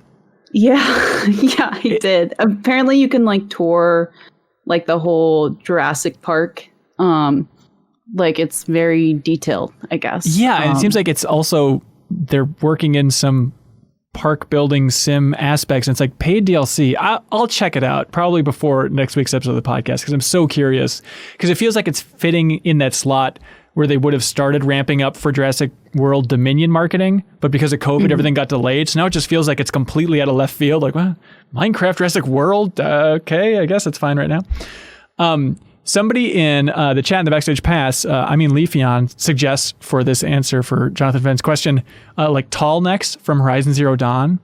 It's another good example of just anything moving in a big open world. I think of the Sahelanthropus in Metal Gear Solid 5. That's probably my favorite section of that game, and people don't really talk about it. People don't talk about it a lot in Metal Gear Solid 5, but remember like dealing with that thing in the open world and what a unique vibe that was? Yeah, I mean, even just the introduction with where you're in the really foggy area and the feet just kind of come in and break through the fog and then exit. You're like, it was a weird vibe. Like, it was a much scarier vibe than most Metal Gears up to that point, for sure. Right. Except for 3 with all the ghosts walking down that river, which genuinely freaked me out as a kid. Yeah. Because there's nothing worse than a sad ghost. It's very Fatal Frame. Like, that is like, oof, just a horror kryptonite for me. Is somebody who's sad and dead and realizes that they should be sad because they're dead. Oh, the worst. And you like Spiritfarer? Yeah, everyone is positive-ish. You know, they're happy to be in that afterlife. Spiral in Your Eyes submitted a question on Patreon saying, are there any games from your childhood that you only have vague memories of, that you have no idea what game they actually were? I remember a PC game where you explored a large building, I think it was a hospital, with occasional shooting levels where you shoot viruses, I think. It's really hard to Google these things. I don't know what that is. I don't even know how like interesting it is to like talk about it, because it's like, I have a game. It's like, I remember it was a 2D game and it was mostly puzzle solving, and like you were a guy with a backpack and you couldn't really see his face. What? and Go. That's what game is that? I don't know. Heart of Darkness. I remember there was also like little elves and stuff. I can remember you're making your way up a mountain, like Tears of a Mountain. But Treasure Math Storm. Treasure Math Storm? Yeah. Can I Google that real quick? Let's see. What if Did you solve math problems?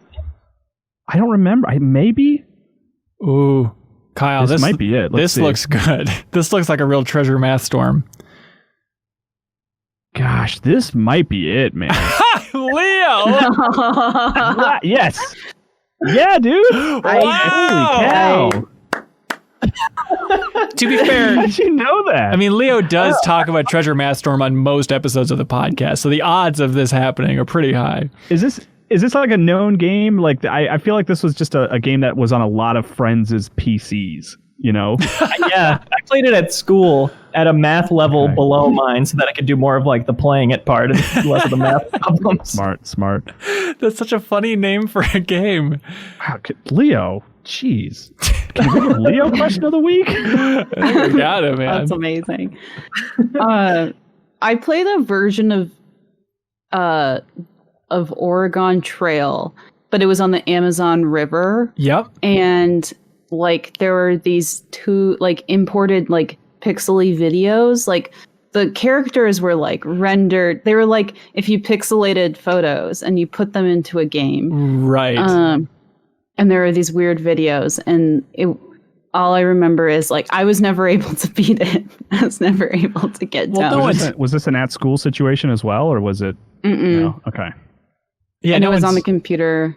It was on Apple at the time. Yeah, I think like a lot of those old mech games, when eventually like Oregon Trail had video and stuff, like they would just pull in friends and family and scan them in. I think Amazon Trail is the same. Yeah, it's a distressing thing to think about every once in a while that I don't think I've ever finished a trail game in my life after playing so much Oregon Trail as a kid, and it's such an important game for me that I've never finished that. Huh. Have you, Leo? Yeah, we should do a deepest dive. Is it easy to... That would be a great deepest dive. That would be super fun. Yes, I maybe don't think it's super easy. You kind of have to get lucky, and I think there are things that you should buy at the start that people recommend. You got to be the banker out of the gate and all that stuff, right? Yeah. Invest in oxen. Yeah. Do you have a vague one, Leo, that you can't figure out the name for? I mean, nothing specific, but a lot of Flash games. Yeah. Certainly. Yeah. I remember there's one where you kind of have to play more and more games at the same time. Like they would just keep popping up and you would switch between screens. And I don't know if it's even online anymore because I thought I remembered what it was called, but I looked it up and I couldn't find it. I thought it was called Arcadia. Oh, God. But it doesn't exist anywhere. Huh. You just saying Flash games reminded me, this is not games, but there was a Flash video that my friend and I were obsessed with back, I guess it would have been like... Flash videos, it's like its own beast. I know, and they're all just lost. I remember trying to Google this thing, but it would have been 2000, 1999, somewhere around there. And the video was like this Flash animation of this kid in a school, and the teacher was really mean. I just remember there's this moment where the teacher goes, "What did you say?" And the kid goes, "Nothing." And the teacher just goes, like this is like that. And it was our favorite thing. And it was something about a pencil. If anybody out there could ever find this Flash video, I will send them kisses over the internet. I would love to dig this thing up. Was it live action or animated? It was animated. It kind of looked like a home movies type thing, but just very crude early Flash stuff. It sounds like a scene from like Invader Zim in a weird way. No, it was definitely like indie as hell. It wasn't like a clip from a show or anything like that. But okay, news time, y'all. Joe Kufczynski writes in and says, with Epic going nuclear and on Apple and Google, do you think Sony's $250 million investment in Epic was protection money? There's a lot to get through here. Kyle with the Gaming Right Home podcast, I assume you talked about Epic's war against Apple, which kind of launched last week. Feels like a lifetime ago, but do you want to give a summary of what's going on here?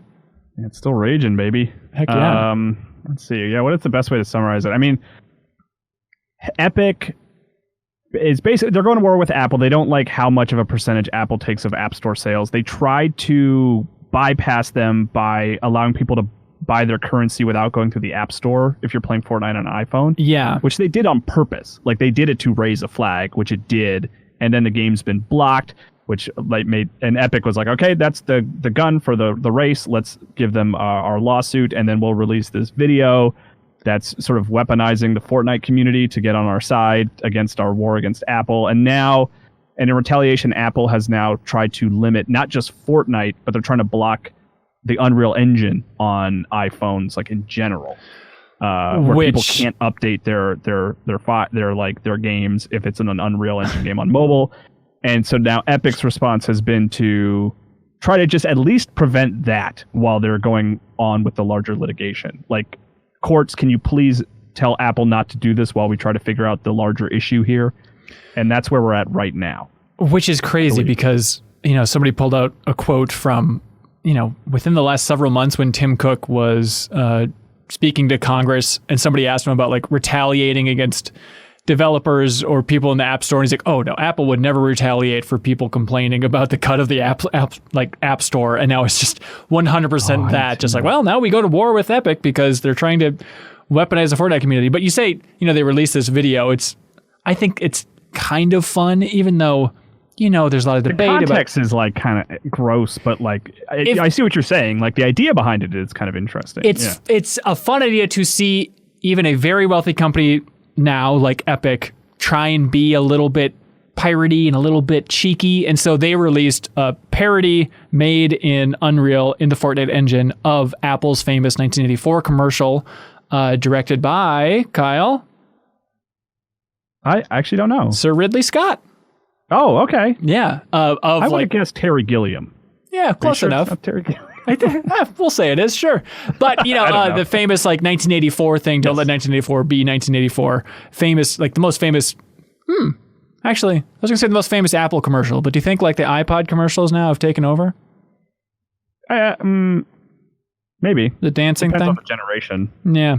Anyways, so they were completely ready to go with this crusade, saying, hey, use hashtag free Fortnite. I checked out the hashtag earlier today. I don't think a lot of people are actually using that as a means of attacking the Apple. 13-years have been mobilized.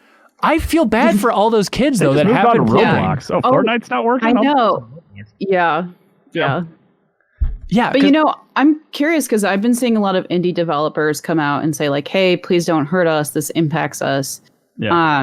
And I wonder if there are Apple Arcade games that use Unreal. Like, would that impact their own offerings? Weird. Right? You know what? I had not considered that. That's very smart. Like, I can reach out and ask because I just thought of that. But like, how are you going to go through with that if you're impacting like, folks on your service? Yeah. So it's a bit of a standoff between these two companies. It seems like, we see Epic as this huge company, but compared to Apple, so here's the numbers here, right? So according to Sony's $250 million investment in Epic, that was a 1.4 stake of Epic from a couple of months ago or last month. So people did the math, find out that Epic is worth $17.86 billion compared to Apple, which is worth $2 trillion. And so the idea that Apple would budge on this, I just don't think there's any way, right? It's funny because like in that, when you have those numbers side by side, it's like, well, Epic does kind of feel like the underdog, but it's like, it's also a company that is worth like a billion, like it's like, right. It's just these two giants, these two colossi stomping around, grappling each other, Yeah. So Tim Cook, head of Epic over there, he tweeted out a little more explanation here, saying, at the most basic level, we're fighting for the freedom of people who bought smartphones to install apps from sources of their choosing. The freedom for... Tim Cook from Apple. Oh, did I say Apple? Confused. Wait, I think... Okay, so Tim Sweeney of Epic, if I misspoke. Epic. Yes. Yes. Yeah, one of them needs to go by Timothy. Yes, Sir Sweeney... Sweeney Todd wrote in and he says, at the most basic level, we're fighting for the freedom of people who bought smartphones to install apps from sources of their choosing, the freedom for creators of apps to distribute them as they choose, and the freedom of both groups to do business directly.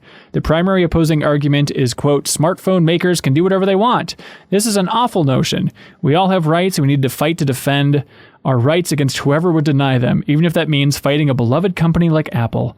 Another argument against supporting #Free Fortnite is that this is just $1 billion company fighting a $1 trillion company about money. But the fight isn't over Epic wanting a special deal. It's about the basic freedoms of all consumers and developers. Finally, there's nothing wrong with fighting about money. You work hard to earn this stuff. When you spent it, the way it's divided determines whether your money funds the creation of games or is taken by middlemen who use their powers to separate gamers from game creators. Yeah.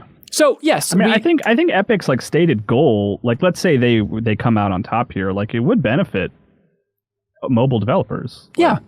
Yeah. Which is a good thing. Yeah. It's just I don't know. It's such a weird fight to just sort of watch. Yeah.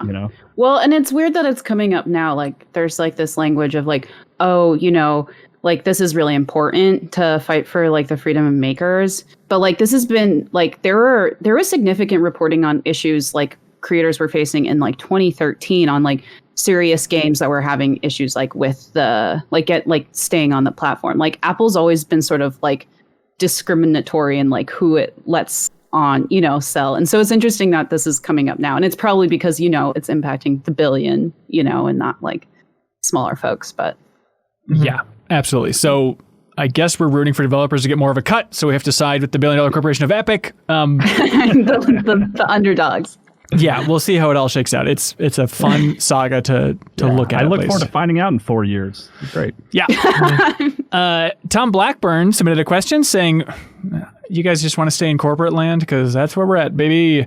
Thom Blackburn writes in, with Facebook now requiring a Facebook account in order to log into existing Oculus Rift products starting in October, what is your nightmare scenario for VR data sharing?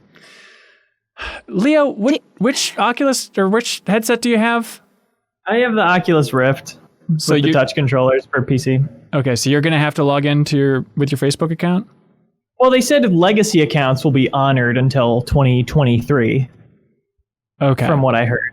But they also make no promises that like in a year that those games will be like functional. Like a game might require a Facebook update, or a Facebook login. So like they say they'll support it, but it's like, but we're not making any promises. It's kind of how they phrased it, sort of. Yeah. Well, yeah. I mean, I think it's a huge bummer, obviously, and I think in a couple years I will have have a new headset by then, and it probably won't be an Oculus one now. Like, yeah, that's the decision's been made by this decision, pretty much. Yeah. Anna, sorry, I feel like I cut you off. Oh, no. I was going to ask, wait, so the question is like what the nightmare data collecting scenario is? Yeah. Don't you feel like they would already have all the data they would need on your face anyway? Yeah. I mean, I know for a fact that there are developers that work with, healthcare companies in the Twin Cities to develop things to collect info on, like, they will literally collect biometric data to then help them like set rates as like a healthcare insurance provider. So there's like already kind of nightmare scenarios looming. And like, I think it's always safe to assume like if data can be collected, it is being collected. Like everything's a data center. Like, and that's like its whole thing. But like there's Shoshana Wandinsky, who's like a really great ad tech reporter, and like her whole shtick on this, and like even with games, it's like, okay, well, everything's like collecting your data, but it's like, it's almost like fine. It's not like fine, it's more complicated than that, but it's like the nightmare is happening. We just probably aren't super aware of it. Yeah. So, and I think about it every once in a while too, like, well, I don't have Facebook on my phone, I haven't had it for years, but then I realize, no, I guess I have that stupid Messenger app. So like still all the data Facebook would want from my phone, they've already got it at this point. Yeah. So. But it's interesting because like today I was just talking to my boyfriend works like in data privacy, and he was telling me how like researchers are now using like the ad tech platform for Facebook. Like they'll like be a small business, sign up, get those analytics, and now they're tracking like migration patterns using that information. And so like all that's there, and I am assuming like they've been doing stuff related to VR as well. So yeah, they can't help it. They just need to consume more. So it's a tricky one. Ronnie, oh, by the way, people in the Backstage Pass recommended Tip of My Joystick on Reddit. I think we've talked about it before on the podcast. Maybe it's back on the Game Informer show, but it's a whole Reddit dedicated to people describing games and seeing if people can guess it. Like, that's cute. Here, like this one, mid 2010s. Please help me, Reddit. I'm looking for a game that is a 3D futuristic parkour running game. I only saw a gameplay of it about a year ago on YouTube. The video is just the game, but the audio was about the James Charles Toddy Westbrook drama. Neither the video title nor description mentioned the name of the game. My friend and I have been looking for it for the last couple weeks. Kyle, do you know what it is? What was the year? Mid 2010s futuristic parkour running game. It's a Mirror's Edge? Yeah, it's just Mirror's Edge. That one seems pretty easy. But some of these are like weird deep cuts. 80s rocket building game on a monochrome monitor. Hang on. I think that's just called Rocket. I played this as well. Did you guys on the Apple II, like that rocket building game? What is it, Leo? Defend your title. People have it here. This is a 1992 mech joint as well called Rocket Factory. Oh my God. I went to a rocketry summer school class and we got to build real rockets. And then when we weren't building real rockets, we were making Rocket Factory rockets. Both were very fun. That should have been on the list of launch games. Come on! Come on, give it up at home, everybody! Come on! He's got to look away. He can't even. Because he's got a smile the size of Manhattan over there. I don't like doing this. Ronnie Barrier wrote in and says, what do you think the completion rate for roguelike games is? I love games like Rogue Legacy and Dead Cells with dozens of hours played between them, but I can't remember the last time I actually beat a roguelike. Am I a problem? I mean, it probably is low, but I mean, part of the fun of a roguelike for people who get into them is that like they are kind of infinitely replayable. It's not really about the destination as much as it is the journey. So the completion rate is probably pretty low, you know? Oh, yeah. I mean, Leo, how much do you care about finishing a roguelike? It obviously depends, but usually not that much. But something like Spelunky, where a completed run is only 20 to 30 minutes, like that's the goal every time, is to get to the end. But certainly for roguelites, it's more about the journey. Yeah. How much are you looking forward to Spelunky 2? Infinitely. Infinite looking forward. I was playing Spelunky 1 again recently with a friend of the show, Joe Buckles, using Steam Remote Play because it only has local multiplayer. Oh. So it'll be cool to have online fully supported in Spelunky 2. Yeah, that'll be great. Should we stream that at MinnMax? Should we make a big deal out of that? Because Jeff loves that game too. Yeah. Done deal. September, was it 19th?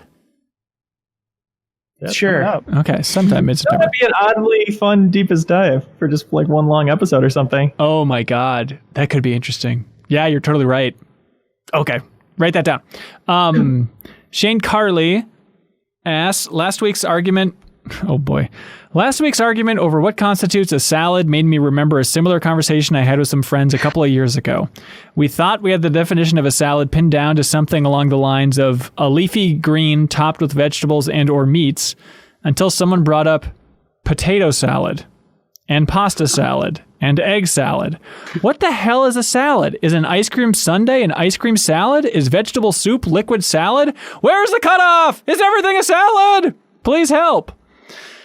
Shane, you are a human salad. Your brain is just a salad in the skull that is a salad bowl. Yeah, you answered it, man. That's really deep and profound. Thank you. I think the answer is yes, everything's a salad. Yeah. I mean, I think ingredients. but the inventor of whichever came first out of like egg salad, potato salad, like they ruined it. Yeah. And they should be dragged out into the street and shot, I believe is what Leo's advocating. That's right. I'm just saying what they did was not fair. Yeah. That's right. And then Jello salad. Yeah. Yeah, come on. Gosh, Come on now. Fruit salad. Oh, Pelican Man. He's here. Pelican Man. He says, hey, what's your favorite multiplayer mode or variant that nobody ever talks about? For me, there's only one answer. The blacktop mode, specifically from NBA 2K13. This mode allowed you to play street ball as celebrities with impossible physical attributes, including a 6'9" Justin Bieber with limitless range, Bow Wow with insane hops, and the guy who played Kevin on The Office with Shaq-like strength. What are you talking about, Pelican Man? This is the thing? Okay. Is it like a mod or something? I don't know. I think it's probably real. That they actually license these people. Let's see. Blacktop mode celebrities. Well, I mean, I was going to say WarioWare smooth moves, but I mean, this guy takes it with this weird example. Great multiplayer. Oh my God. What mode are you talking about? Just WarioWare? like pass it around? Yeah, no, well, I mean, once you beat the game, there was a proper multiplayer. Yeah, right. Yeah, I don't remember exactly how it worked. Did everyone have their own Wii remote, or did you have to pass it? Or there were like teams? I think you might. Maybe there are multiple options. It was weird. You had to beat the whole game to unlock it, though. That was like disappointing to bring it to a friend's house. It was frustrating because that's what I did. I went and picked it up and brought it over to a friend's, and then like we discovered that the hard way. But yeah, it's funny. I don't remember all the specifics, but like that was like one of the main multiplayer games I played was WarioWare and like Dance Central. You know. Yeah, that was great. By the way, Celebrity All Stars 2013. You could play as Justin Bieber, JB Smoove, Whale, Bow Wow, Chamillionaire or Chamillionaire? Chamillionaire. Thank you. Sean Kingston, Meek Mill, Vinny and Pauly D from Jersey Shore, Mac Miller, and Bryan Baumgartner. Does anybody know who that last person is? That's Kevin from The Office, I assume. There we go. Okay. I feel like I should check that out. That sounds so stupid. stupid. They just like mass like emailed hundreds of celebrities and we're like, hey, can we use any of you for this? Like, please let us use you. Meek Mill responded, was like, yeah, sure. As long as I can look cool. That sounds fantastic.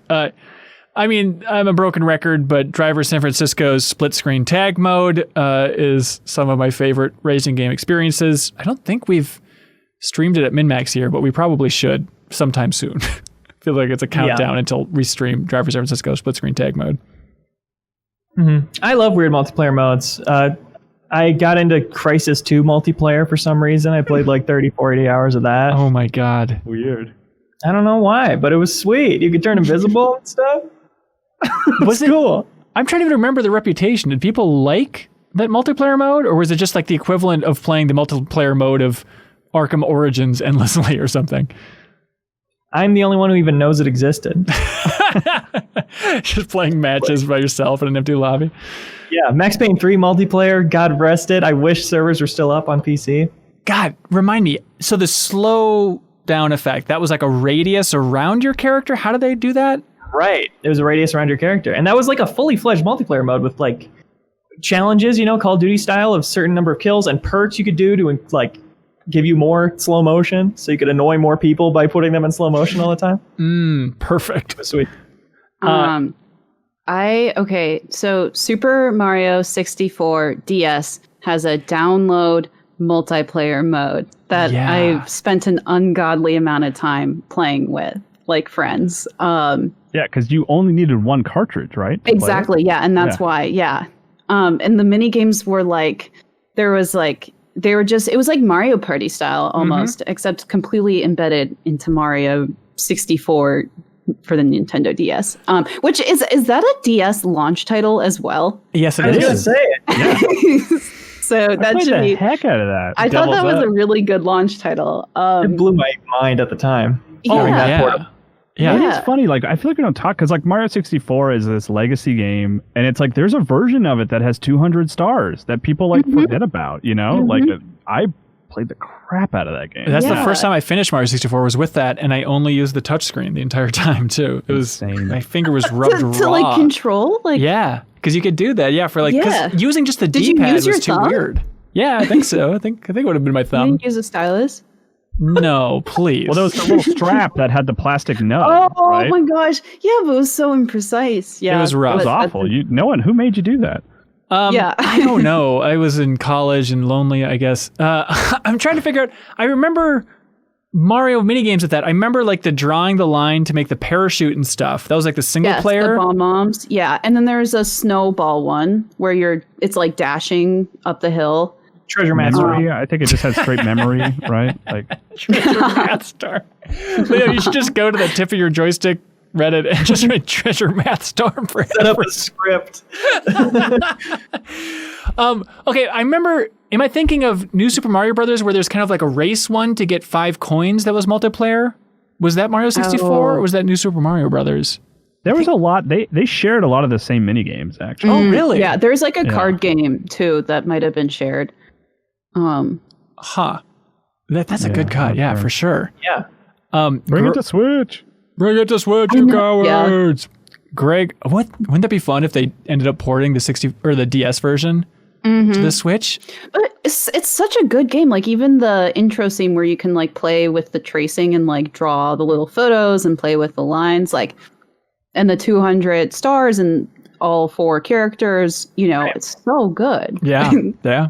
Greg Laval submitted a question. He says, "Hi, MMers. Hello. I'm planning to get the PS5 at launch just because I love the excitement of having it, but my TV isn't 4K. It's pretty good, but I'm wondering if I need to upgrade for PlayStation 5. My wife will go mad, but do I need a 4K UHD TV to make the PS5 worthwhile? Or should I wait until the TV dies before going next gen?" We could kill the TV. That's right. I've been looking at like TVs with higher refresh rates because that's like the thing. It's like 120 FPS, but it's like I don't think I can even take advantage of it like without a higher refresh rate. I think I have 60 hertz or something, but I don't think that's enough. So I've been like looking at those, and they're very expensive. It's a good question because I think the quick answer is maybe no. Like I think the games will still look very good, and there'll be a lot of you'll be able to play Miles Morales. You're not going to like lose anything in terms of like in the core gameplay and the story, but yeah, I mean to get the full experience of what that game is meant to look like, maybe you want a 4K, but it's not like it's not like enemies are not going to be showing up on screen because you don't have 4K. Yeah, I don't know. It's a tough question. Really feel outed here by this question because I just have a 1080 TV. Don't tell anybody, but even though I'm a video guy, the 4K thing, it's not important to me so far. Every time I've seen an example of a 4K TV, I'm like, I guess technically that looks better, but I haven't had a wow moment from a TV. Maybe I'm just not getting out there enough and checking out other TVs. But has anybody really had a wow moment? Ori and the Will of the Wisps was the first time for me. Like literally. Like I'd had a 4K for whenever the Xbox One X came out. I think I got a 4K. And I could see, it looks a little better. But Ori was the first time, and it's all the colors. It's all in the colors. It's not like the resolution. It's like the colors are way more vibrant, and that's where I notice it. But to be fair, I'm with you. I can't. If you show me a 1080p and a 4K, like most of the time I'm not going to be able to distinguish. And I think a lot of that's just art direction from Ori. You know, well, I think, but I went back and forth between 4K and standard. Yeah, but still, okay, no, that's a good point. Yeah, well, I don't want to dismiss what you're saying, but it's one of the few occasions where I did have immediate back and forth because if my family wants to watch TV, I have a little monitor that I'll play Xbox games on, and that was a case where I was like, ooh, if I'm going to play Ori, I would prefer to play it on the 4K because it does look significantly better just because the colors. Right. I set up a Twitter poll to see where the MinnMax Twitter community is at for what type of TV they have. Leo, guess how many people that follow MinnMax on Twitter that voted in this poll are rocking a 720p TV? What percentage? Yeah. Or how many? Percentage. 15. Wow. 3%. I was shocked that these numbers were leaning this way. Only 35% were at 1080 and 62% were at 4K. That is a much higher percentage than I imagined. Yeah, I would have guessed much lower, yeah. Yeah, I don't know. I guess I'm going off my friends, and I guess a couple of them have 4K TVs, but at some point within the last 5 years, seems like a majority of this gamer audience made that leap, which is surprising to me, but again, that's just from my very 1080 There was a pretty perspective. significant price drop within the last 2 years, I think. They actually became a lot more affordable. I have a giant 4K TV that was not that expensive. Yeah. If you didn't wait for a sale.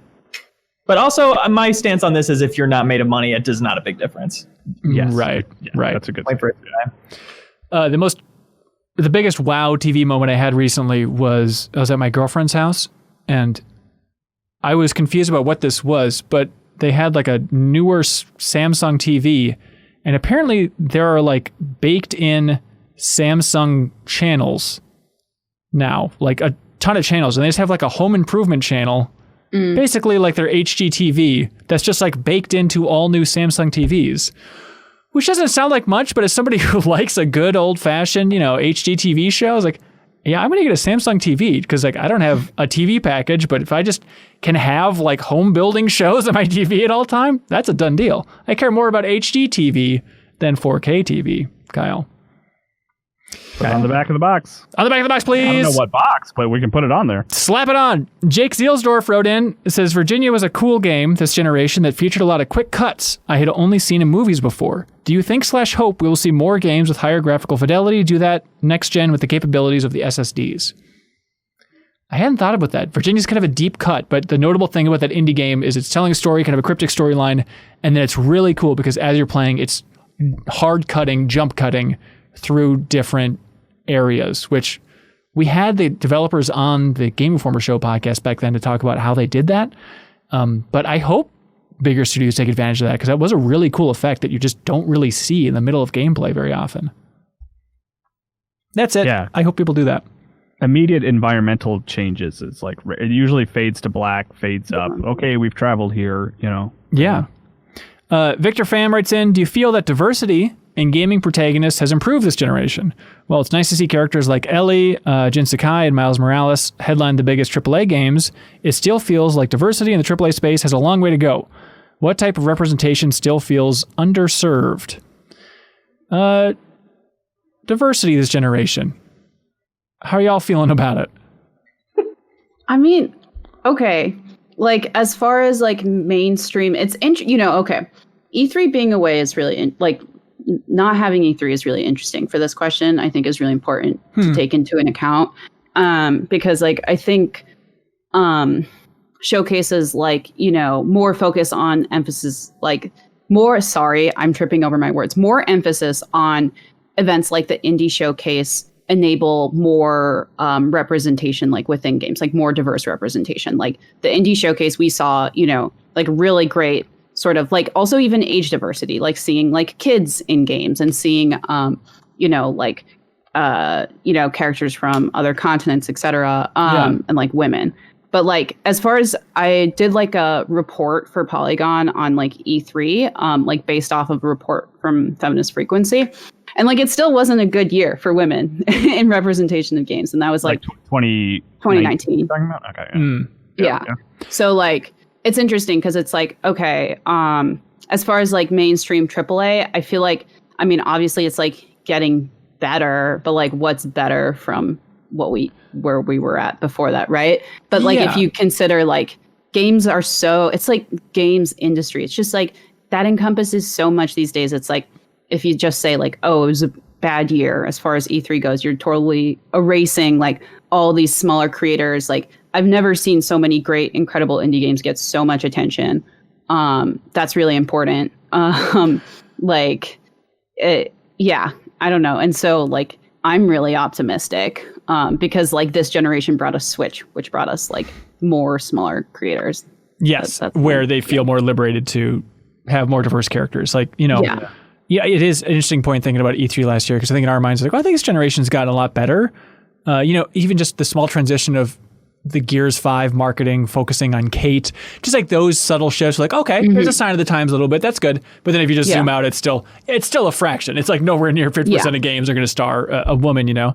But I was thinking about this while playing Spiritfarer, where it's like an African-American woman character. And it's like, it almost feels like the default in indie games. And I'm sure it's nowhere near it, but I would just love to see like the diversity of the protagonist in games on a chart related to the budget of the game. Because it seems like everything in that bottom is just like, okay, flowering across the rainbow. We got everything down here. And then as the budget increases, like, okay, now we're getting more Ubisofted and let's go for the straight white guy as a protagonist. Yeah.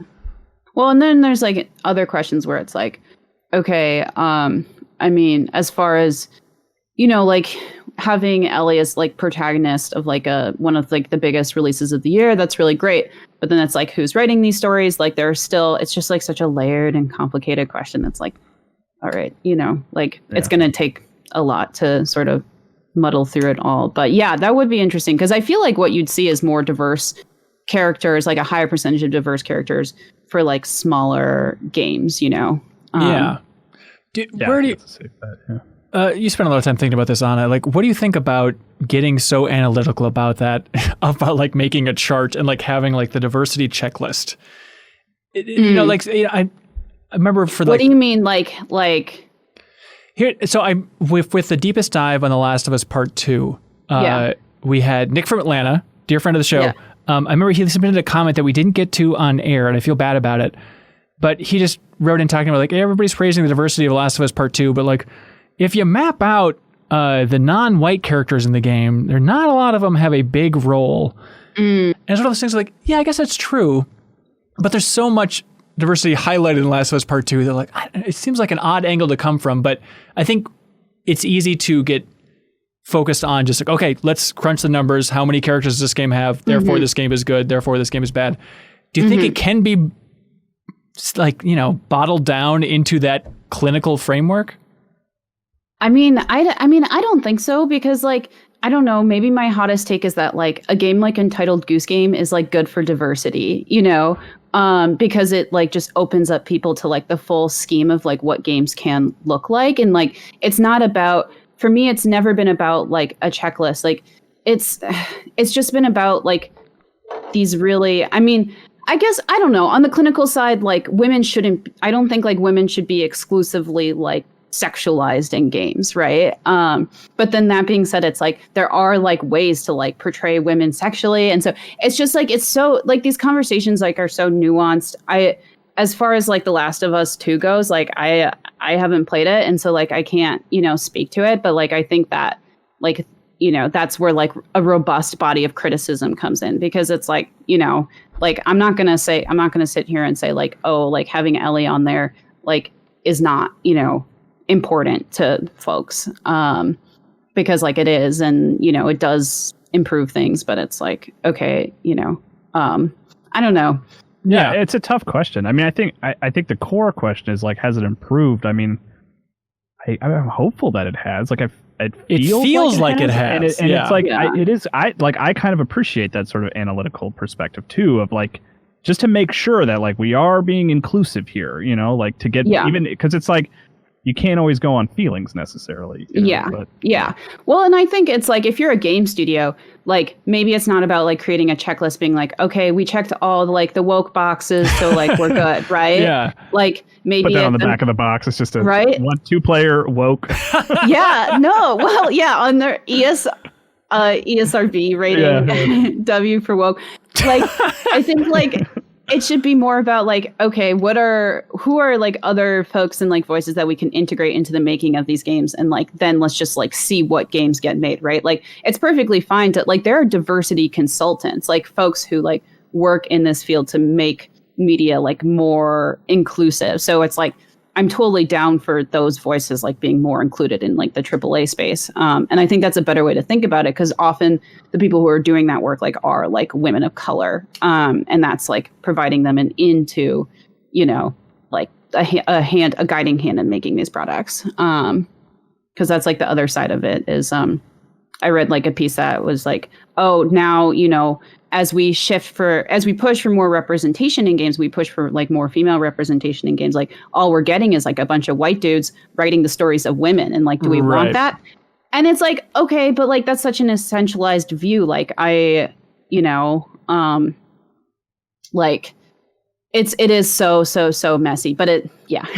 Yeah, no, it's a tough question. Yeah, tough question for Victor, but good one. But things are getting better. I'm optimistic. There we go, getting better. If I can take this question with all those smart answers and make it about Watch Dogs Legion real quick. Please do. I wonder if, because that game is like, you know, all these different citizens of all these different backgrounds. It's like, I wonder if that group of gamers that is out there and vocal about like, I don't want to play it unless I'm a white dude, will like see a character in that game who's not a white dude, but has an incredible like stat or attribute or trait that they want to play as. Are they just like not gonna pick that person? You know what? Right. To that, Leo, I will bring up this horrible anecdote of like playing Pokemon with a family member as a kid, and like we were shiny hunting and we were looking for Pokemon with like very specific IVs. So we're just looking for strong Pokemon, and he found a Pokemon with like perfect IVs, perfect attribute, literally like the perfect Pokemon for his competitive team. And he's like, no, I want all my Pokemon to be boys, so you can have this Pokemon on a so in response, I would not put it past people.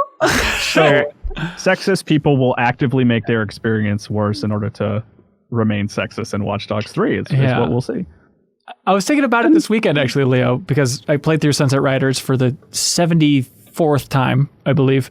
And I was thinking about, like, you know, growing up in a very, very white area of rural Minnesota. I was like, oh, there was something kind of nice about it. Sunset Riders is filled with a lot of racial issues, by the way. The depiction of Native Americans, not so great. But like the coolest character in the game was Cormano, who's like this Mexican guy who also was like in the pink and purple. And so I remember playing that when I was a kid at the arcade, and like no one wanted to be Cormano because like, oh, like the purple guy, that's gay, you know, back in the 90s, of course. It was like, hey, he has like the best shotgun and he has like this custom hat animation. So like I thought it was a nice gesture from Konami and not a great error of Konami, but to release this game where it's like, you know what, I'm going to go for this pink and purple Mexican guy every time because he's clearly the best, you know? It's just a small little thing. So I got over it. I assume Watch Dogs Legion's fan can get over it too. I hope so. Anyways, what did nickname here? Writes in and says, greetings, electronics adoring acolytes. Hello. I'm sorry if this sounds too mean, but I'm legitimately curious. Why are we all treating this upcoming Avengers game with so much diplomacy? It is the most cynical, uninspired microtransaction factory to come down the pike since the Battlefront disaster. Not 1 second of the trailers or advanced footage looks like it was made by anyone who cares about anything beyond milking gamers like udders, and way too many of us seem okay with that. We don't really have footing to stand on when it comes to this sort of exploitative trash if we're randomly going to line up and buy every third or fourth one just because we recognize some of the characters. Wow, not a leading question at all. It goes on for a long time. Which I'm going to say true for this one. It's tough, too far to say the developers don't care. Hundreds of developers care deeply and have been killing themselves to make this game. But I think the core of the question stands, are we all being a little too diplomatic when talking about Avengers at this point? I feel like it was, I mean, I see what they're talking about. And I feel like we've talked about this, Hanson, of like Marvel Ultimate Alliance 3, almost to me being like the worst offender. I mean, Marvel Avengers also isn't out yet, so it's like hard to say too much about it. But there is something about these games where people are like, yeah, you know, I'm just looking for something mindless.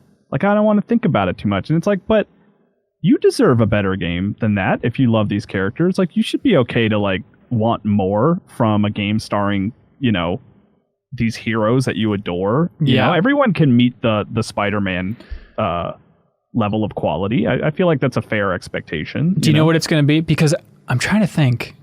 I think like Greg Miller really loved Marvel Ultimate Alliance 3. I'm trying to think of why I had that vibe of people were defending that very mediocre game way too hard on Twitter. It was confusing. Hey, if you had a good time with that game, I don't want to judge you. Yeah, but there was love it. Like, the amount of love was weird for that game. But there were just a lot of tweets that were like, yeah, you know, there's a lot. It's really mindless and it's repetitive and it's like a list of things I don't like about the game. But man, I'm still playing it. It's like, there's other things. Why don't you just watch trash TV then? That's right. You should buy a Samsung TV, pop in some HD TV. You'll have a great time. Yes. But I want to know so badly if Avengers will have that same effect. And I think it's going to be the Greg Miller test. If he likes Marvel's Avengers, maybe that'll snowball to a lot of people in that same mindset of like, you know what? It's fun to beat up bad guys with your friends. I mean, and I can't make any assumptions about what people want from a game. Like, maybe all they genuinely want is a game where Captain America is on screen and when you press square, he throws out a fist. And that's good. And that makes you happy by all means. Enjoy him dying. Yeah, bad example. I mean, let's try Thor. How about Thor? Yeah. Alex, by the way, Alex in the backstage pass here in the live version, just for this perspective, he says, I played the beta and I really enjoyed my experience. I feel like the internet is just riding the wave of the original demo and is treating it like easy internet points to dunk on it. I think that absolutely does happen. I think people take that first impression and then, okay, what's the clickbait headline? Okay, talking about Avengers sucks. Okay, let's just do more of that. I think that totally happens. Yeah, I mean, I haven't played it, so I don't want to make any assumptions about it. Sorry, Leo, go ahead. I think a component is that, like, if this game came out as it will be this year, if it came out in 2015, how different the response would be. It's just like if you make a game that's kind of chasing trends like this, you never know when the tide is going to suddenly turn, and you're going to be the first big one where people are like, we don't want this. And even then, I think it's a big different audience right now talking about it than the audience that is interested in buying it and playing it. I mean, I guess they had access to the beta and everything, but as far as like influencers, it doesn't feel like a lot of the same people. So I think this could still come out and be a smash huge success with the general population. Yeah. I'm hearing a weird echo from you, Lou. I don't know if you changed anything on your end or where it'd be coming from, but anyways, there we go. Yeah, Tactical Dreamer submits a comment saying, what was the first side-scrolling platformer that you had to go from right to left instead of left to right? I wrote this down because I knew I was going to forget. I remembered mine. I don't think it's the historical first, but it's the first one I saw. Yeah. And it was mind-blowing at the time. And it was an NES game. And it's funny because I went back and I looked at a playthrough of it. And it's just the first level. So it's a game called Time Lord for the NES. And the first level, you go right to left. Gross. And it's a really short level, and then the rest of the game it seems to be left to right. But like playing that first level as a kid, like at a friend's house, I was like, oh my God, they've done it. It was like the same experience as the first time I watched Memento. I was like, they've radically changed all of my expectations about what a video game can be. They truly are the Time Lords. Exactly. It's weird. I wonder. I'm trying to think now, like, why do we go left to right? And it's like, oh, because of reading. But it's like, well, no. I mean, in Japan, they go right to left. So you would think more Japanese platformers would be going from the right to the left. I wonder if some early ones did, and then Mario just locked in left to right? Well, Pitfall was you could go either way, right? No, Pitfall's left to right. Yeah. It is? Okay. Ooh! Or down. Jungle Hunt, though, one of my favorite Apple II games, I believe that's right to left. Okay, so that would be my answer. Jungle King, Jungle Hunt, those old games. What is the 3DS NES game that like a bunch of classic Ultimate NES Remix? There we go. Oh yeah. So Ultimate NES Remix 2, I believe, has where you can play through the entirety of the original Super Mario Brothers from right to left. Gross. It seriously was like it hurt my brain to just watch it be played. Like, it's insane that it exists. Like, God. It's way I mean, it's like it's probably, I'm not a programmer, but I imagine it's not that difficult to code that, to just like mirror it, but like it just broke my brain. Like it's like I'd love to see that. This is bad. Sped run, speed ran. What's the past tense of speed running? Speed rang, yeah. Brent Johnson says, hello, everybody. Hello. Oh, sorry, specifically. Hello, Ben Hansen, the CLCs. That's the Camelot loving cohorts. We do love Camelot here. Thank you for pointing that out. Golden Sun, very good. Yep. Brent says, very good.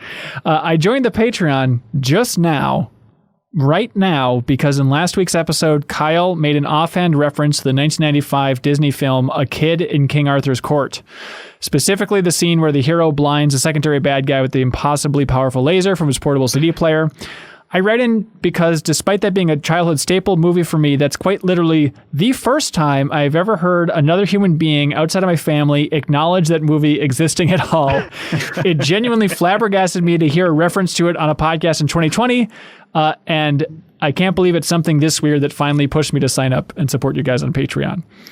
Thank you, Brent. And thank you, Kyle. Brent is now a $100 supporter, a Wall of Heroes supporter on Patreon. So really? Yeah, I don't want to give any ideas, Brent, but if you want to put Kid in King Arthur's Court in the TV, that scene specifically. Yeah, we'll play the whole film for you, Brent. Thank you so much for your support. It'll probably be fine. Mark Seliga. Right, well, let me list off just a bunch of obscure kids movies here.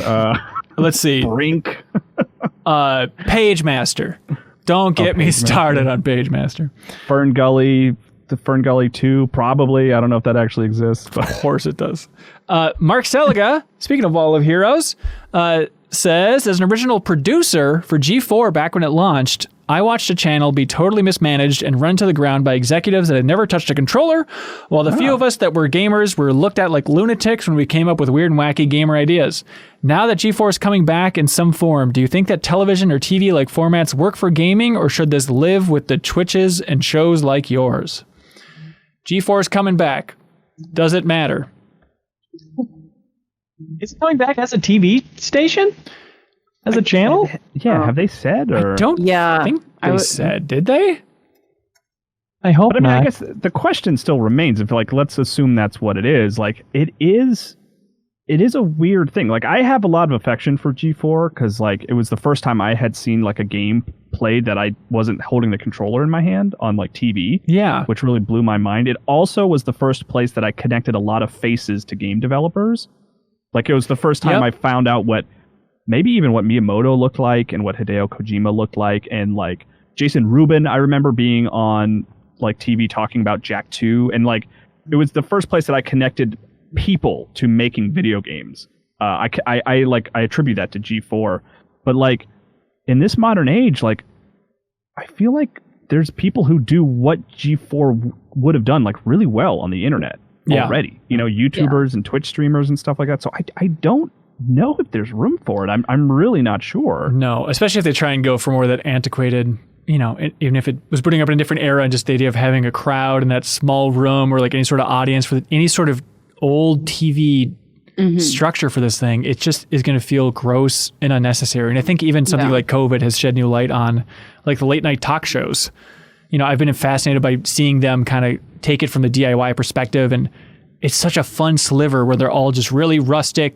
Seth Meyers recording shows in his attic, John Oliver, you just realize like you don't need any of that artifice. This is the last week tonight that I want is John Oliver just sitting there. I don't want a stupid audience. No applause breaks. No applause breaks. Yes, it carries forward even to like, presidential debates. Like I am so looking forward to having no audience there. Let's just stick to this thing, please. Let's focus on what's actually happening. And it's fascinating too seeing people that just cannot handle it. People like, I don't know if you've seen Bill Maher's show, but they are still cutting in fake laughter to his monologues and cutting to like clips from people laughing in the 1930s, like copyright-free clips, which is like a weird, silly thing to do once. But the fact that we're like months in and they still do that, it's unwatchable. It's so terrible. So the point is... So not much different from the original show. Yes, actually, that's a good point. Is the show still on the air, or is it just for Bill Maher's benefit? I think it's just for Mr. Maher, yeah. But the point is, I think just all of that artifice, all that structure is out the window in this era especially. And so the idea of G4 coming back if G4 came back and it's a Twitch channel where Olivia Munn's going to stream some games, that seems like the best case scenario, right? Yeah. There's rumors that she's signing up to like Kickstarter. Yeah, they're talking to her about it. Yeah, of her coming back in some way. It is. I have fond memories of the channel, but like I don't know. It's like weird.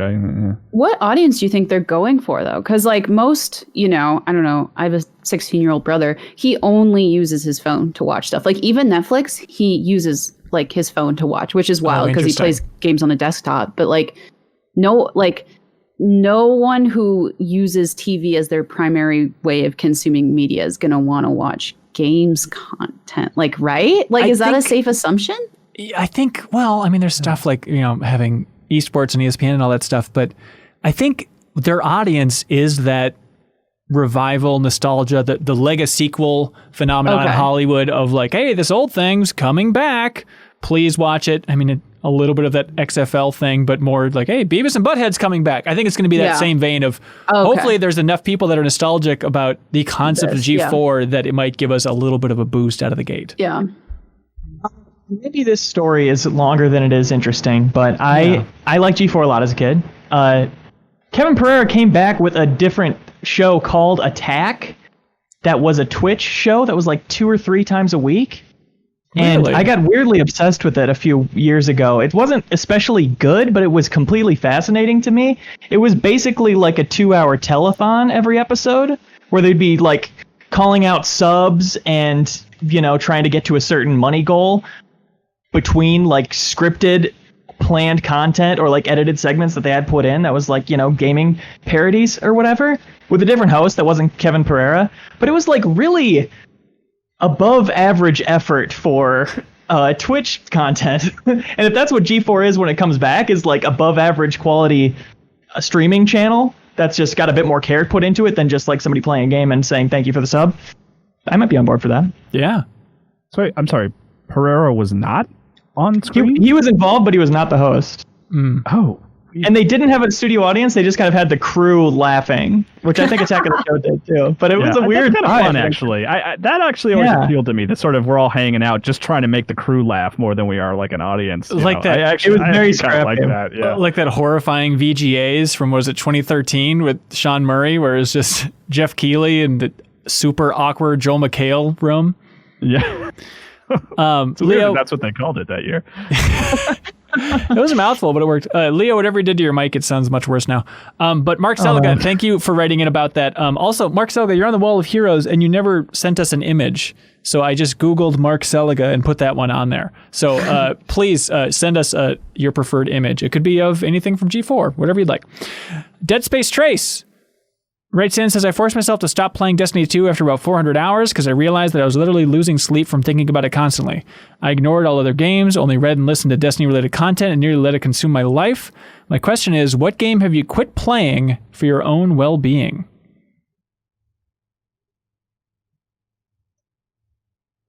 Certainly some mobile games. Yeah. Really? Yeah. That's a good one. Ring Fit Adventure is really making me sweat a lot. So I haven't played that in a while. I'm glad you kicked that like a nasty habit. God, but that's mobile, certainly. That's really, because there's been so many where I'm just like, wait, what am I doing? And I'll just like delete it right then and there. Yeah. Yeah.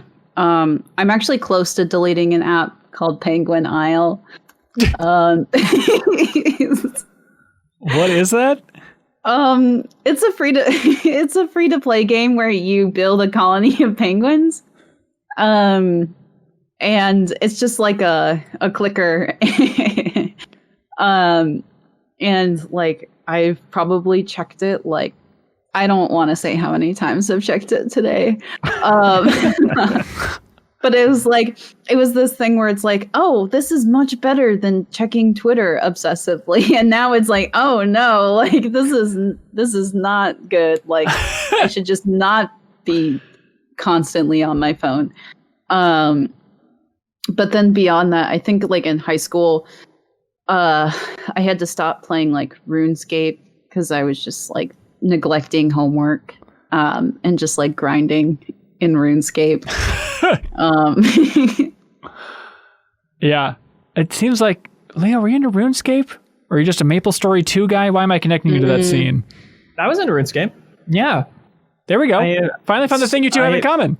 Yeah. I cybered we had in nothing in RuneScape. common. You what? Cybered. I actually don't know what that means. Oh. Go I ahead, didn't Leo. either when I agreed to it. What? Wait, what is that? It's basically you kind of talk and kind of role play out, sex stuff. Oh, I see. Within That's fun. RuneScape, you're saying? Within RuneScape's Oh, text weird. client. Oh, did you like go to the square and you were like looking for GF, looking for She found me. That's really beautiful. Definitely. Leo went to Square when he was playing RuneScape, all right. Big old nerd, this guy. I don't know. Leo, I saw, was this in the stream, the Watch Later stream? I forget, where you're talking about trying to limit Twitter. Yeah. I think I'm with you that it's like, it's an interesting conundrum, right? Is like, I know I don't want to look at Twitter as much, but what is the line where it's no longer beneficial to be playing something else instead if I'm just playing it more? Mm-hmm. I have found that this game called West Game I've gotten weirdly into, just like the most trash nonsense mobile ad I got once. It's like, I'll see what that is. And it's the perfect, like, play it, check it in the morning when I get out of bed and check it at night instead of Twitter. And it's working pretty great, except I also now check Twitter afterwards. Usually. Oh, God. Yeah. It's true. There's really no shortcut for it. But I do, on my browser, have an add-on that keeps me to 20 minutes of Twitter per day, and then it blocks That's the really site. good. It's I called had Leech that in- Block. It's really nice. I had that in college. I should just do that again. Except my job is social media, so I can't. Oh, Yeah. It's nice because I have to turn it off quick, even when I have a bunch of time left, because like, who knows when I'll need to use this later today. So I can save my minutes. Yeah, That's good. I've done the exact same thing where, our Better Quest show, my Better Quest goal for last month was to limit social media time on social apps on my phone, even just checking Slack, checking my email, checking the Patreon, because it was all day, every day. And eventually I got to the point where there's built-in stuff on the iPhone where you can limit the amount that you're using apps, which is great. So I have all those social apps on like 2 minutes. But when the time's up, you can say, oh, time's up. Do you want to make an exception, basically? And you'd be like, okay, I'll ignore it for 1 minute. Or you can remind me in 15 minutes to shut it down again. But I'm pretty good about limiting those. But then Twitter was still a problem on the browser. Like, I still was on that way too much. So I used one of those plugins too, Leo. And I think I have it down to like 6 minutes on that timer. Wow. But it's scary. Like, there's times where it's like, oh, I really wanted to promote or retweet this MinnMax thing from my personal account, but I guess I can't. And so I still have like the MinnMax Twitter account as a weird exception, but it's so much healthier. I feel like there's not like that personal compulsion to keep checking it because it's not relating to me. It's just people responding and talking to the MinnMax account. And so it feels healthier in a strange way. Yeah. Yeah. But the nice thing is that browser extension, I forget the name of the one that I found, but it doesn't have that like ignore for 1 minute thing. It is like hard and fast locking that crap down. It's like, okay. Mine pops up. Twitter's now blocked. Reason, trash. That's what I put for the reason. That's what I have the name of the list that's under. It's very smart. Fabled Ursa, related question. Hello, 4 cohorts of the apocalypse. Which video game have you spent the most money on in-game? Be it a monthly or yearly subscription, DLC, loot boxes. I've spent way too much money in Rainbow Six Siege, getting all them operator and flashy skins. Number 1 game for money sink. Where are y'all at? Definitely Siege. Yeah, every year pass for 3 or 4 years is already $120 plus $30-40 buy-in plus I have like 8 elite skins which are $15 a piece. It's astronomical. So what do you think it is? I mean, over $500? Probably closer to 300 to 400 range. Okay. I think in this era that's not terrible. Yeah, I might be wrong. Okay. Well, then that might be terrible. I buy a lot of games like straight up, especially recently. Like I'll buy a lot of Switch games in particular. But like I really don't. DLC is about the closest thing I get to like buying things. So, but like the one that I would say is maybe Pokemon Go, which is probably like $15 over the course of like 3 or 4 years. Like it was very much just like, well, I do play this a lot. I guess I'll spend a little on it because it was like it wasn't even out of like I felt like I needed to buy extra materials. It was more like I played this game a lot. I can stand to give it a little money, but I don't know. I really don't like spending money on like microtransactions. I just don't like it. Like I'll just sooner not play the game. Yeah.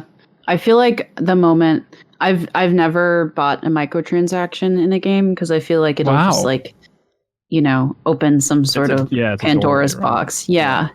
But yeah, I'm similar to you, Kyle. I bought the Breath of the Wild DLC and I'm like, all right, total of like $80 for a game that's like for a game that I play a lot that feels pretty solid to me, Yeah. But even Leo, like talking about your thing, like that seems fine to me. Yeah. Like I've probably spent that much on multiple games over the same period of time, but if that's the game that you're focused on, like it makes sense, I don't think it's a crazy thing, Yeah. Thank you. I also probably put $200 into Clash of Clans. Well, that was because I was. That's just no. I just don't go too easy on me. I was like living at my parents' house, so I had a lot of disposable income, aka income I should have been saving. But it was people I was working with. We were in a clan together, and there would be these clan battles where I had to be leveled up, and I was like, this game is not fun to play. I don't want to play it and level up. So it felt smart to spend some of that money. I'm not having to play it. To not play a game. Very shrewd. Yeah. Ian T. Clark asks, I got an email from LinkedIn telling me that I'm being noticed. What should I do? What does that mean? I've never understood what LinkedIn's trying to tell me at any moment. Yeah, you appeared in this many searches. I'm like, okay, do any of them have job offers? What do you want from me, LinkedIn? I don't know. I'm very confused because ignore it. I get sponsored messages on LinkedIn from Jeff Cork's wife. Somehow, what? I don't understand how it happened, but she works for like a university and she is like the official sponsor messages. So I assume other people are getting it and it's just a random person, but I'm getting this spam ad thing. It's like, wait, dude, is it actually addressed to me? Because I know you in real life. I'm so confused. I don't know. It's a mess. Super Dak wrote in and says, hey there, people. What's the most satisfying Nintendo sound effect?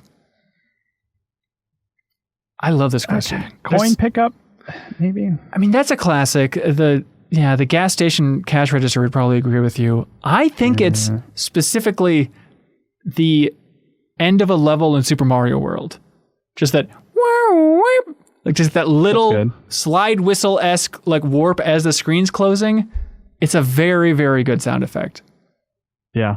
I mean, it also depends on your preference. Like the Zelda, da-da-da-da will always be exciting for me. But you're right. Have you ever had that as your ringtone or anything, Kyle? I had the Super Mario theme like when I had a flip phone. Yeah. I think I might have even bought it.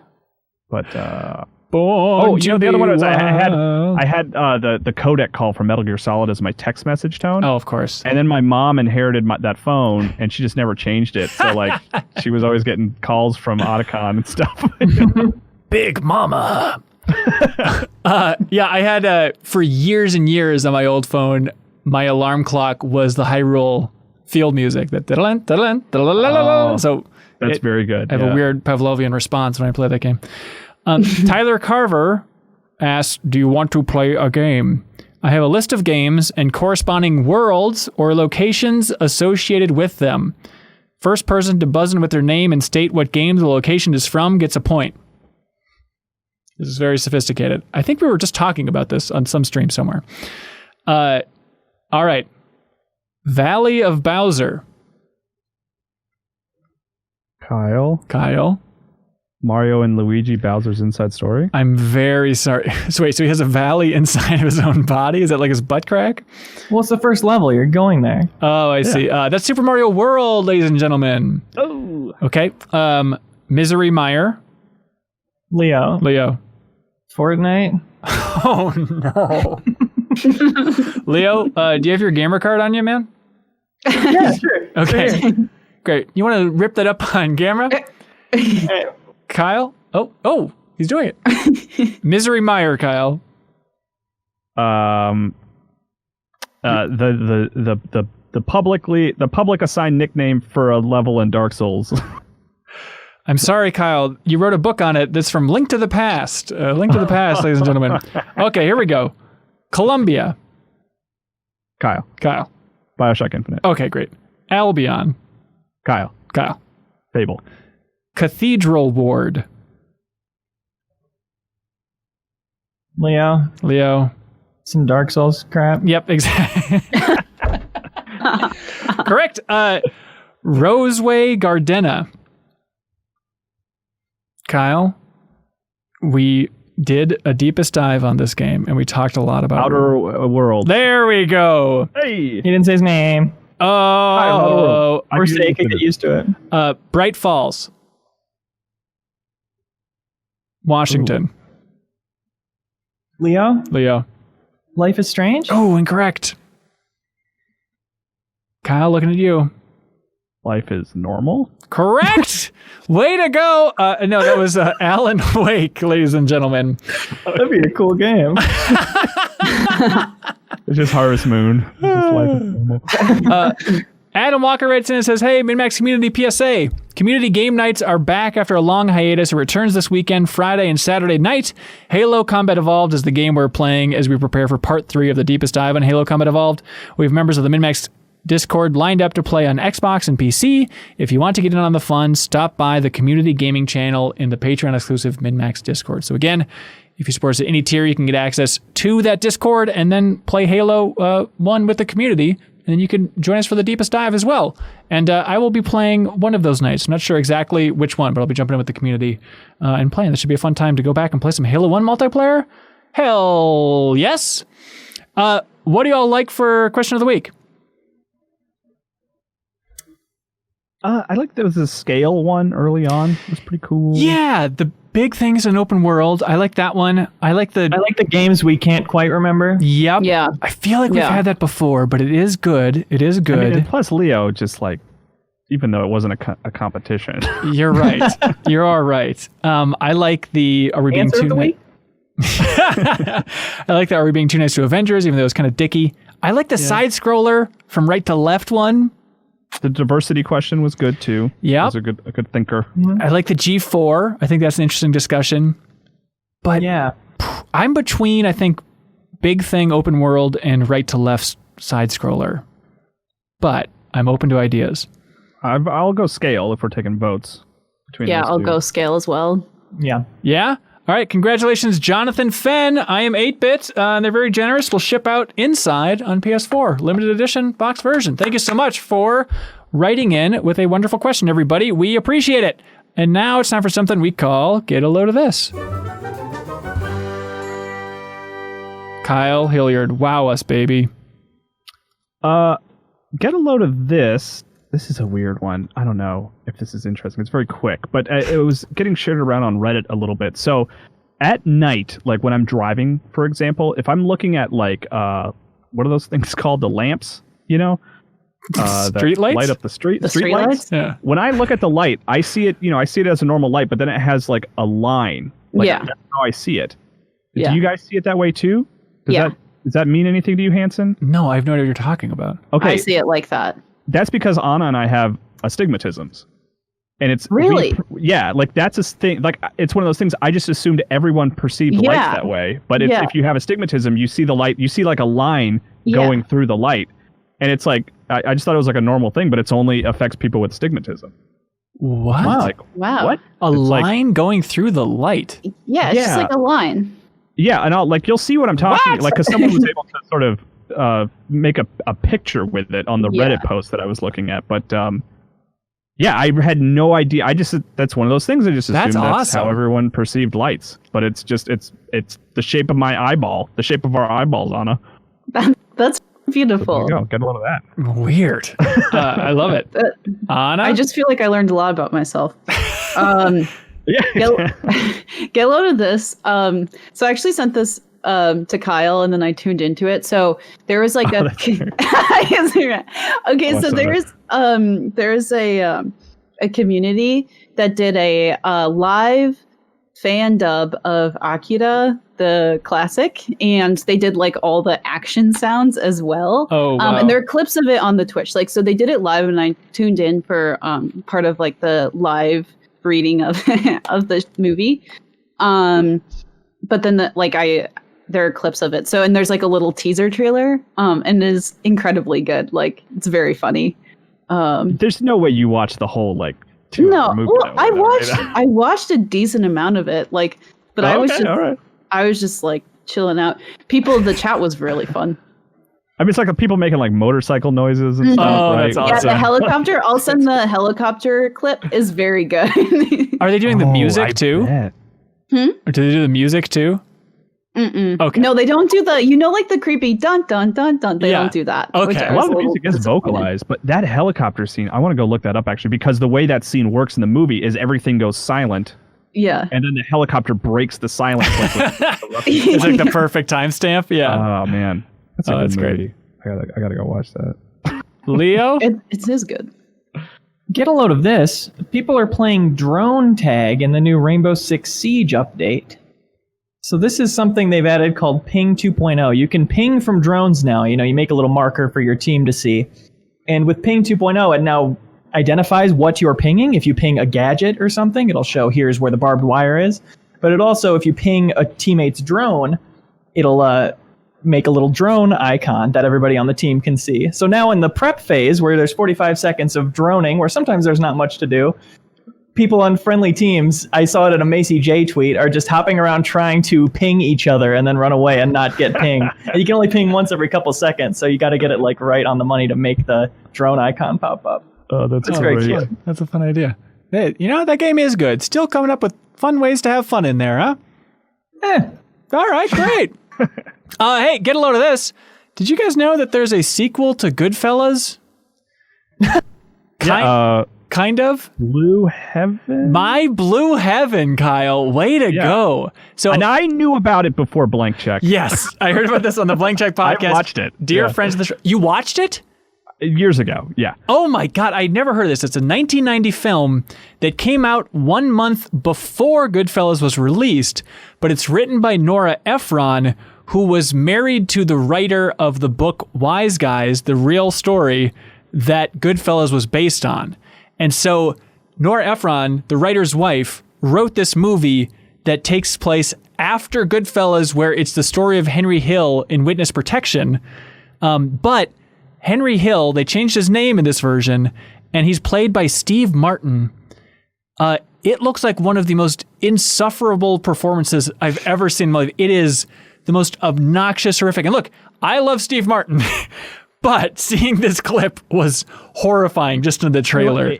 He swings big sometimes. Boy, does it. And it's so funny to think like, oh, this is still Henry Hill from Goodfellas. If you really think about it, it is still his story, just with different adaptations. His hair. And his hair, absolutely. And the horrifying thing is everybody says this movie is garbage, yet it's at 71% on Rotten Tomatoes. So I don't know what to believe anymore. I think there might be a little bit of mob money going into this sucker. We have a Get a Load of This channel in the Discord, and Shazira submitted one, an article from Nintendo Life with the headline, "At one point, the Triforce may have been collectible in Zelda Ocarina of Time." Apparently, during development, the A and B buttons seem to have had the opposite role. Some of the code still reflects this. The icons for 6 medallions here are internally named H24 Seal 1 through 6, but sitting left over in another folder is another image, H33 Seal 7. Open it up and you get a Triforce that fits perfectly on the quest status screen. So people are still mining stuff out of that gig leak from Nintendo, and what an interesting little detail there. I mean, it is like rendered in the game as 3D objects. Not that it's like a complicated, thing to create. It's probably a default template, triangle 3D shape. But that's interesting. Yeah, I wonder what that would have been exactly. Yeah. Bob Buell in our live chat says you can see it in the original trailer too. Really? Oh, interesting. Well, there we go. A fun Ocarina of Time themed episode of the MinnMax show this week. Thanks to everybody that is watching us right now in the Backstage Pass. Thanks to everybody in there. Thanks to our $50 supporters. Thanks to everybody that supports us at any tier. Before we run down the $50 supporters, anything y'all would like to plug? Kyle, you got anything you want to plug? No. I mean, there's always my Gaming Ride Home podcast, but not much else. That sounds... My Twitch channel? Yeah, just sound confident and plug something, for the love of God. Follow me on Twitch. At Kyle impersonator. there we go. I'm hesitant to like plug because I everyone's so lovely in this community that I think they already know all my stuff. But maybe I shouldn't assume that. Yeah, just stand up and be confident. Anna, would you like to stand up and be confident about something? Yeah, follow me on Twitter for dank memes at Pokachi. There we go, Pokachi. Leo, what would you like to plug, man? Check out youtube.com/LeoVader. I got new video essays going up every other week. Follow me on Twitch at twitch.tv/LeoVader.com, DOTCOM. We're doing a huge giveaway. 200 new followers get $200 cash. Is that real? No. Hopefully they've already followed between then and honestly, it's so exciting when new videos go up on your YouTube channel, Leo. Like, I drop everything, man. They're so good. You're making the rest of YouTube look bad, frankly. You're very sweet. Yeah, how's been that experience so far for you? It's been great. About what you expected? More popular, less popular, different audience? What do you think?